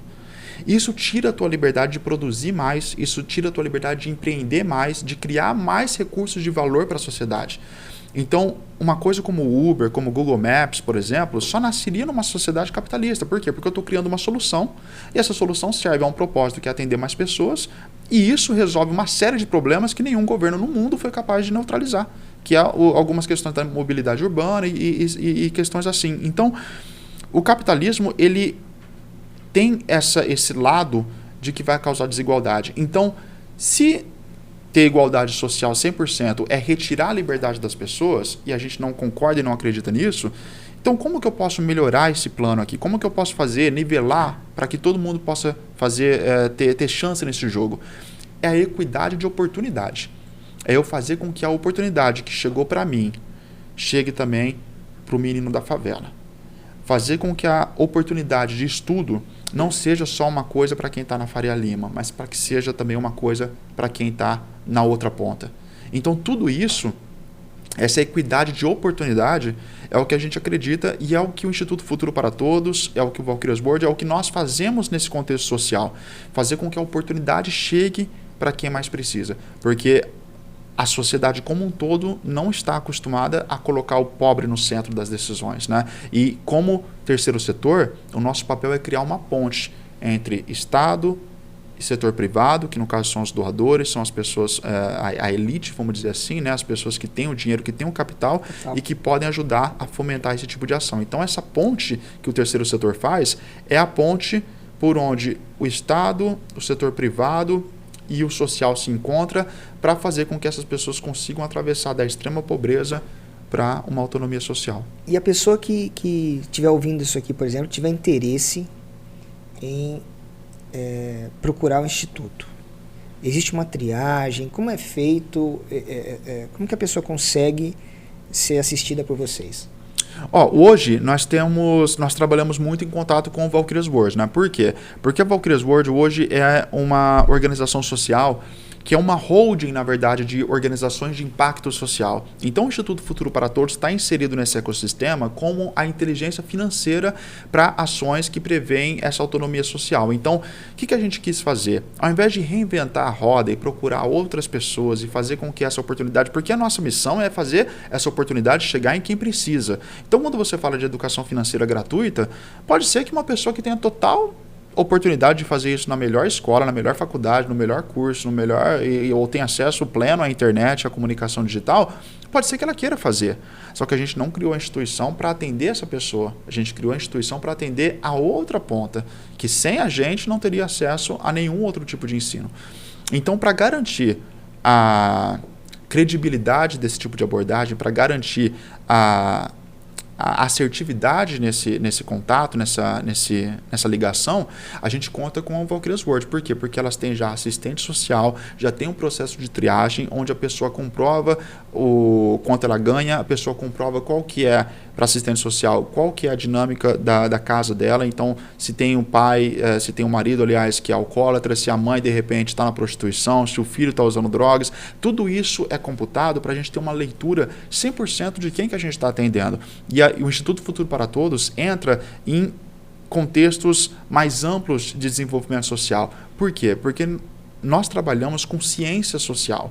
Então, a gente precisa de indicadores de performance, a gente precisa de dados, a gente precisa de levantamentos e anamneses que comprovem que as decisões que a gente está tomando como ciência social são decisões baseadas em dados, em fatos, e não somente no achismo, vou fazer isso aqui porque é bacana, porque é legal. E sim aquilo que vai fazer a maior diferença no longo prazo. Então, quando a gente insere o Instituto Futuro para Todos nessa jornada pela qual as pessoas passam no atendimento social conosco, ela já vai ter passado já pela psicóloga, ela já vai ter para entender e diagnosticar quais são os problemas e o que está acontecendo emocionalmente falando. A pessoa vai conseguir passar por uma qualificação profissional para que ela comece a gerar renda, e quando ela começar a gerar renda e tiver uma autonomia emocional melhor, ela vai entrar na trilha da jornada financeira mesmo, né? da educação financeira. E aí, quando no final dessa jornada a pessoa realmente sai na outra ponta, com muito mais possibilidade de prosperar do que ela estava quando ela não tinha nada disso. Então, a gente tomou essa abordagem por quê? Porque se eu for abrir vagas e simplesmente atender pessoas de fora, a educação financeira por si só talvez não faça muito para a pessoa naquele momento, se ela ainda tiver problemas emocionais. Porque o jogo financeiro é 100% mental, é quase 100% mental, é muito pouco técnico. Então, tanto é que uma das voluntárias nossas no Futuro para Todos, uma das grandes professoras que nós estamos de educação financeira aqui na cidade, que é a Juliana Campos, do programa Mente Rica, ela nos ajuda muito nessa parte, porque ela é psicóloga por formação e ela nos ajuda a fazer com que as pessoas entendam o lado emocional do dinheiro. E tem muita trava emocional que a gente tem, todos nós temos, né? Porque a não ser que você seja de uma família muito rica, você cresceu ouvindo crenças limitantes sobre dinheiro, né? A gente ouve 1 milhão de coisas sobre dinheiro que no final das contas não são verdade. E a gente leva isso para a vida como verdade absoluta, né? A gente leva para a vida, por exemplo, que dinheiro é uma coisa suja, que é mais fácil você passar um camelo no buraco da agulha do que um rico entrar no céu. Você aprende que dinheiro não dá em árvore, que tudo isso, que dinheiro é difícil, que dinheiro é complicado, que tudo isso é fora do nosso alcance. Então essas coisas são repetidas mentalmente, mesmo quando nossos pais, ou seja lá quem plantou essas coisas na nossa cabeça, não esteja mais lá. Mas a culpa não são dessas pessoas, porque os nossos pais replicam o que eles aprenderam. E aí a gente replica o que a gente aprendeu com os nossos pais. Só que, a não ser que você tenha tido pais que tiveram acesso à ampla educação financeira, que tiveram muito recurso, você provavelmente está jogando o jogo do dinheiro do jeito errado. E aí é por isso que a gente tem que tomar rédea da situação e aprender. Cara, parabéns, porque é um projeto maravilhoso. Um projeto que o governo deveria estar fazendo isso lá na ponta, na escola, onde as pessoas deveriam ter essa educação para não chegar numa situação dessa. Uhum. Né? Então, ela tinha que ter esse acompanhamento lá, administrativo, psicológico, tudo na escola, porque tem crianças que vão na escola para comer, né, velho? Você acha mesmo que ela tem condição de aprender? Então, se ela está com a casa toda ferrada, toda acabada, uma família truculenta, e aí ela chega na escola, você acha mesmo que ela tem condições? Então, esse cuidado com o ser humano é uma coisa, acho que mais importante do que tudo, né? Uhum. O dinheiro é uma consequência. Porque ele vai sair dali uma pessoa melhor. Sim. Né? Então, ele sendo um ser humano melhor, com uma cabeça boa, com certeza ele vai conseguir aprender. Então, parabéns pelo projeto e que venham mais projetos assim. Que as pessoas ouçam esse podcast, se interessem pelo ser humano e realmente peguem na mão daquela pessoa. Que realmente a gente tem muitos talentos aí perdidos, porque realmente eles estão mais preocupados em comer do que fazer dinheiro naquele momento. Né? Mas e como que você tem aplicado o seu dinheiro? Como que você tem feito isso? Você trabalha com bolsa de valores, criptomoedas, que hoje a gente não pode mais deixar de falar da criptomoeda porque ela está tão evidente, né? Antigamente era um processo tão distante, hoje ela está tão evidente na nossa vida. Como que você tem feito esse trabalho com o seu dinheiro? Olha, eu estou bem diversificado, na verdade, entre bolsa americana, bolsa brasileira e criptomoedas, né? Então, lógico, dentro de cada uma das bolsas aí você tem diferentes classes de ativos, né? Você tem renda fixa, renda variável, você tem nos criptoativos você tem aí a chegada das DeFi, você tem as moedas do metaverso, você tem empresas do metaverso, inclusive na bolsa, listadas na bolsa americana, que vão explodir aí, segundo a minha leitura aí dentro desse ano e dos próximos, tendem a ter uma grande valorização, né? Só a Apple, durante o período agora de pandemia, valorizou 40%, chegou na casa dos 3 trilhões e vale hoje mais do que o PIB do Brasil. Então, você tem empresas aí que tem muito, e a Apple, eu cito ela porque ela está criando um óculos que vai ser usado para metaverso. Então, ou seja, a Apple hoje já engoliu o PIB de muitos países, não só do Brasil. É a empresa mais valiosa do mundo e ainda não atingiu o seu ápice. Ou seja, tem ainda espaço, tem muito a crescer ainda. Então, é um mercado que a gente não pode mais ignorar. E tanto o mercado de criptomoedas quanto o mercado da bolsa de valores como um todo, porque essas empresas de tecnologia, elas são disruptivas e muita coisa pode acontecer num curto espaço de tempo. Então eu não gosto de perder oportunidade, eu gosto de estar sempre lendo o mercado, mas eu faço sempre uma leitura muito fundamentalista. Eu acredito em analisar bons projetos, de analisar bons papéis, boas empresas e entender realmente que eu estou me tornando sócio daquela empresa. Ou seja, quando eu invisto numa empresa, eu estou comprando um pedacinho dela. Se eu me tornar o sócio majoritário dela, vamos dizer assim, significa que eu tenho a maior parcela de ações dessa empresa. Lógico que isso custa muito dinheiro, né? E a maioria das empresas não estão dispostas a vender o controle que eles têm sobre a empresa. Mas só para fins de ilustração, quando eu compro uma ação, eu me imagino realmente como sócio daquela empresa. E como sócio da empresa, eu tenho que conhecer os números, eu tenho que conhecer os indicadores, eu tenho que conhecer qual é o tipo de gestão, eu tenho que conhecer qual que é o tipo de mercado. E isso implica em a gente não sair investindo em tudo que aparece. Qualquer coisa, em qualquer coisa.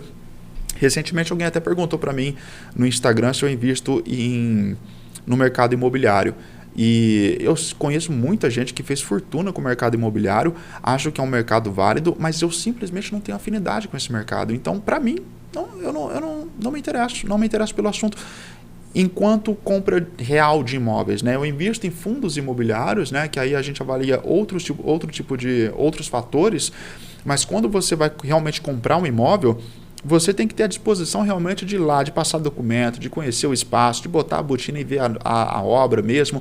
E eu não tenho conhecimento para isso. Me fascina todo o processo, mas eu não tenho conhecimento. Não sou tão bom assim nesse assunto. Então, essa falta de afinidade faz com que eu fique um pouquinho distante do mercado imobiliário físico mesmo, né? E isso eu conto por quê? Para mostrar que para a gente começar a investir, não precisa entender todo o ecossistema, mas sim você entender onde estão seus pontos fortes, onde estão seus pontos fracos e se respeitar, no final das contas, né? Você respeitar quais são os seus limites aí, o que você gosta e o que você acredita, principalmente, né? Quando a gente fala em dinheiro, por exemplo, investimento, na realidade, a pessoa fala, pô, tem investimento, ela acha que ela precisa de muito dinheiro para começar um investimento. É verdade isso ou não? A coisa mais poderosa em investimento são os juros compostos. A grande mágica dos investimentos são os juros compostos. Então, se você pensar que juros compostos tendem a crescer exponencialmente ao longo dos anos, o grande fator aí é menos o quanto você aporta e mais quando você aporta.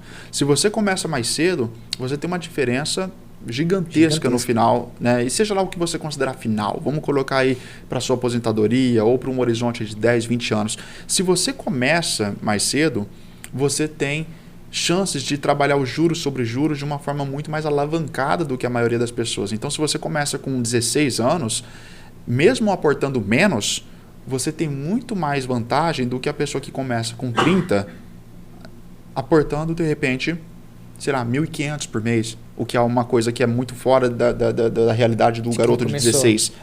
Mas que de repente para o cara de 30 faz algum sentido. Só que esse cara de 30, ele não tem o fator tempo a favor dele. Agora, se com 16 anos você aportou 100, 150, 200, 300, e conforme você foi aumentando o teu poder de aporte, você foi aportando mais dinheiro, foi fazendo bons ativos e foi entendendo o mercado, você chega aos 30 com muito mais conhecimento, não só muito mais capital, não só em termos de financeiros, mas também em conhecimento, né? Então, eu acho que as pessoas tendem a ignorar o poder dos juros compostos e o poder do tempo. O tempo é o ativo mais valioso de todos. E se você usar o tempo a favor dos teus investimentos, você está na frente do jogo. Agora, não significa dizer, de repente, para quem está assistindo, que eu tenho 30, 35, 40, eu não vou investir, não vai dar certo. Não, eu comecei a investir mesmo, de verdade, com 30 anos. E mesmo assim, consegui alcançar coisas incríveis com essa metodologia, com isso com que eu entendi que é bom para mim, que funciona para mim. Mas com certeza, se eu tivesse investido lá, quando eu fiz meu primeiro curso, só que eu não entendi nada, eu teria tido muito mais vantagem, né? Só que é sempre hora de começar. Então, na dúvida, eu sempre me apego àquela frase.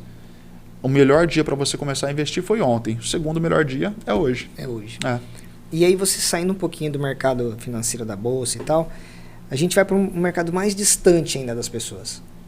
Né? Aquilo que as pessoas realmente, você fala com 90% dos amigos mais próximos, não sabe que existe, ouviu falar, mas não conhece.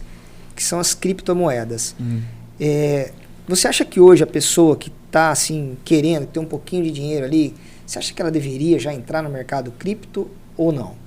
Fabinho, eu vou falar para você uma coisa que eu observo acontecendo pessoalmente. Aí não é falando na teoria, aí eu falando realmente de forma empírica o que eu vejo acontecendo no dia a dia, certo?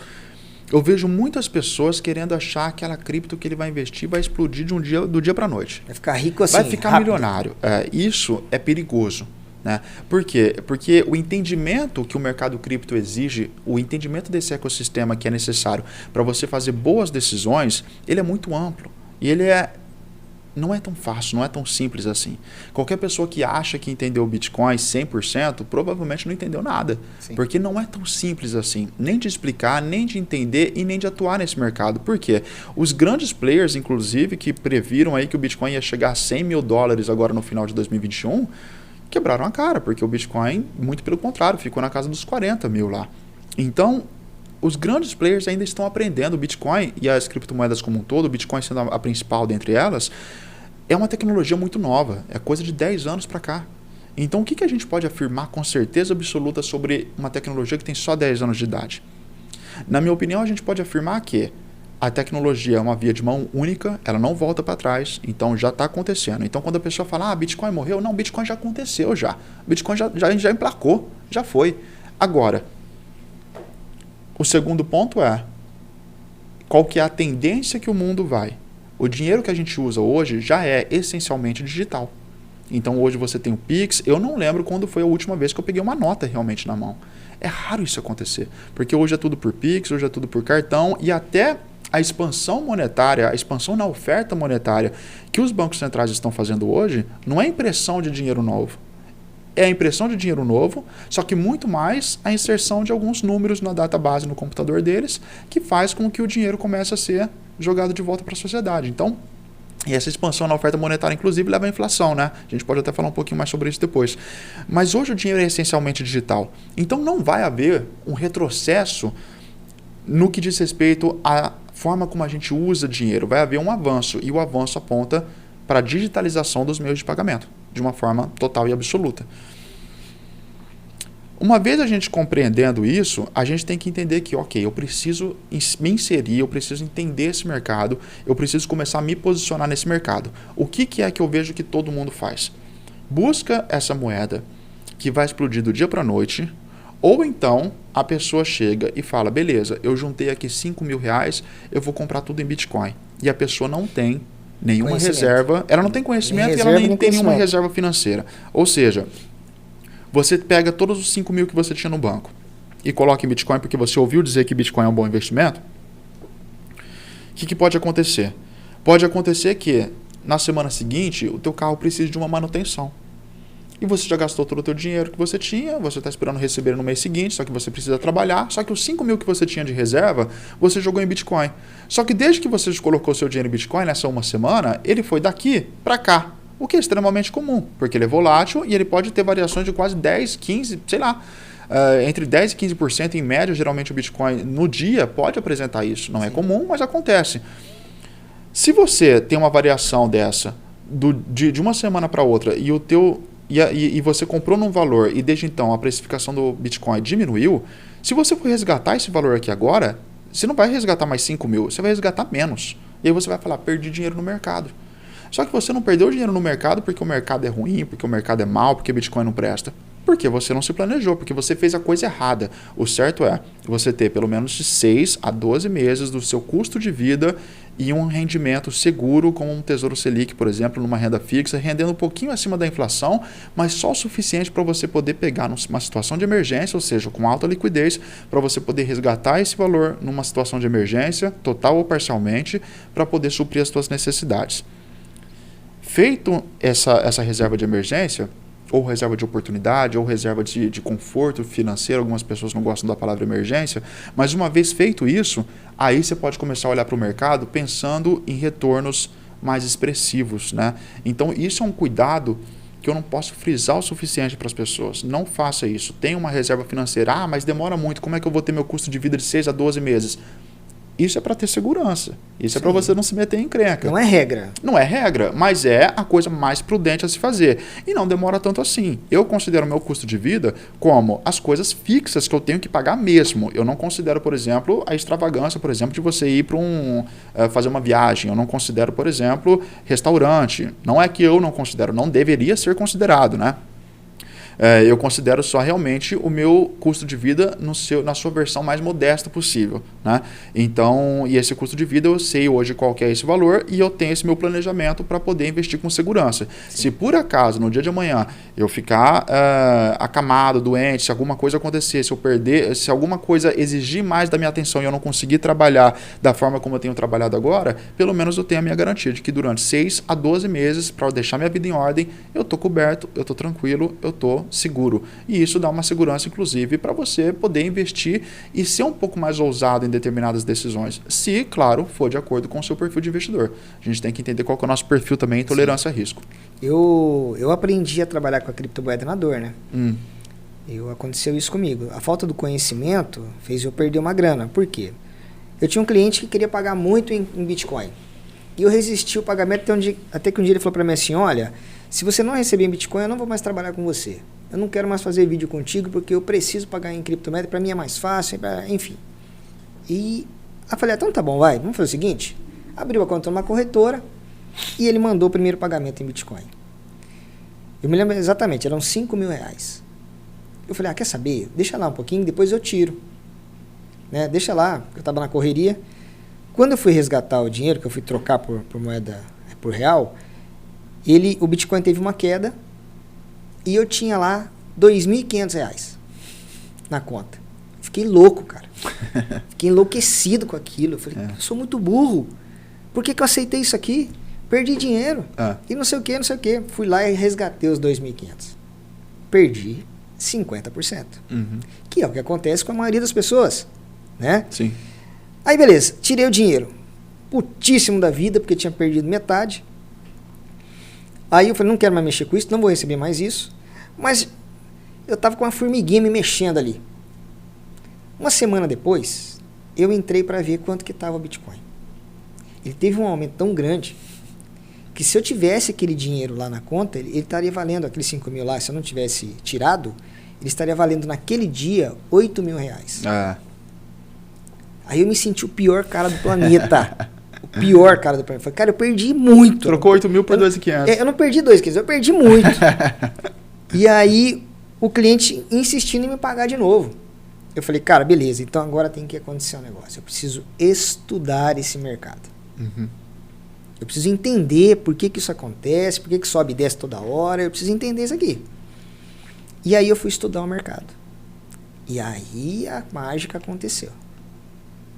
A mágica aconteceu comigo, com investimentos em criptomoeda, depois que eu entendi o mercado. Então, se a pessoa quer entrar no mercado cripto, ela tem que saber o que ela está fazendo. Ela tem que ter o mínimo de esforço de ir lá e entender o que é.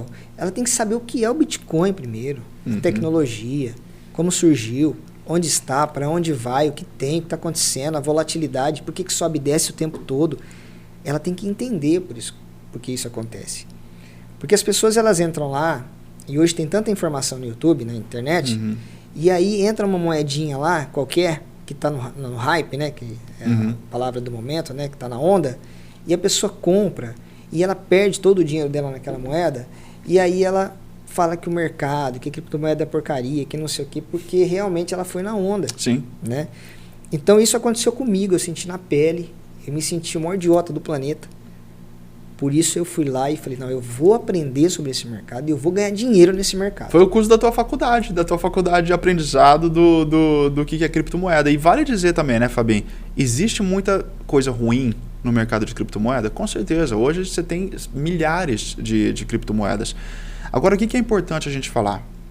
Não é a primeira vez que, sempre que surge uma nova tecnologia, a ideia das pessoas é, eu vou investir em qualquer coisa nessa tecnologia e eu vou ter um retorno porque é uma tecnologia que está crescendo. Só que a gente precisa fazer uma distinção. Quando surgiu, os primeiros aviões surgiram, quando começaram a surgir as companhias e as linhas aéreas, o pessoal começou a investir à torta e à direito nas empresas de companhia de linhas aéreas. Só que poucas ficaram realmente. Quando começou a surgir a linha automotiva, todo mundo começou a investir em todo tipo de empresa que estava fazendo carro, que estava produzindo automóveis. Poucas ficaram. Nem todas vai ser uma Ford, nem todas vai ser uma American Airlines, nem toda startup vai ser um Facebook. Então, a mesma coisa aconteceu com a bolha do .com, lá atrás. Toda empresa de internet é boa. Algumas vão ser Google, outras vão ser Bing, Yahoo. Algumas vão ser Facebook, outras vão ser MySpace, outras vão ser Orkut. Então, criptomoeda é a mesma coisa. Agora perceba, os aviões não foram embora, os carros não foram embora e a internet não foi embora. O que foi embora foram algumas empresas desse segmento. Criptomoeda não vai embora. Tecnologia blockchain não vai embora. Agora, as milhares de moedas que existem dentro desse ecossistema, muitas não vão durar até o final desse ano. Outras não vão durar nos próximos 5, outras não vão durar nos próximos 10. Mas vai existir bons ativos aqui que vão permanecer, que vão durar e que vão sobreviver ao teste do tempo? Com certeza. E aí que está a diferença, de entender qual que é a tecnologia que sublinha esse ativo e fazer essa diferença entre o que é um hype, o que é uma coisa realmente boa, do momento, o que é uma coisa realmente boa e o que é uma tecnologia que veio para realmente revolucionar. Tecnologia de criptomoedas e blockchain veio para revolucionar. Todas as moedas vão permanecer? Vão continuar existindo? De forma alguma. É o Bitcoin que vai continuar existindo? É o Ethereum? Você pode fazer uma análise fundamentalista desses ativos e entender pelo histórico deles, pela proposta de valor deles, pelo caso de uso deles, qual que vai ter a maior demanda, qual que vai ser melhor aproveitado pelo ecossistema de investidores e de pessoas como meio de pagamento, comunidade de valor, seja lá o que for. Existem divergências entre as opiniões, mas é isso que o investidor tem que fazer, entender esse mercado, estudar, formar sua própria opinião e vestir sua calça de gente grande e honrar onde está botando dinheiro. E saber uma coisa, né? Que depois que você aprende esse mercado, você não precisa de uma outra pessoa para operar o seu dinheiro. Você sozinho é capaz de cuidar do seu dinheiro. Mas você tem que entender o mercado. E guardar as suas senhas. Guardar as suas senhas. Porque da mesma forma que isso é bom, ao mesmo tempo você não tem ninguém para quem ligar se você perder a tua senha. Então... E essa questão da evolução que você falou do blockchain, né, que a tecnologia do Bitcoin, o Bitcoin veio e trouxe essa tecnologia que mudou o nosso modo de entender o dinheiro. Né? Não sei se é ela que vai ficar, mas que ela foi o pontapé inicial para algo muito grande que vem por aí, isso a gente não pode negar, né? Ela é o Bitcoin ou o blockchain? O Bitcoin em si que trouxe o blockchain, né? Sim, sim. Que foi o que trouxe a mudança para a gente do dinheiro sem fronteiras, né? E eu não sei se é ela que vai ser a revolução monetária do mundo, onde que isso vai acontecer, mas que ela foi o pontapé inicial, ela foi. E realmente não tem mais volta. Não. Daqui para frente... É aquele negócio, ou você entra na onda, ou você vai ver ela passar. A onda te engole. Você vai ver ela passar, porque ela passa por você, como já passou por nós, muitas coisas já passaram por nós, né? A internet mesmo é uma delas. Muitas pessoas ficaram milionárias com a internet, estão até hoje ficando milionárias com a internet, e a gente só usa ela para ver e-mail, para rede social, para mandar fotinha, enquanto tem gente aproveitando para ficar milionária. Então, realmente, não tem caminho fácil. As pessoas precisam estudar realmente, mas que tudo é possível. É possível. Esse mundo digital abriu um mundo de possibilidades.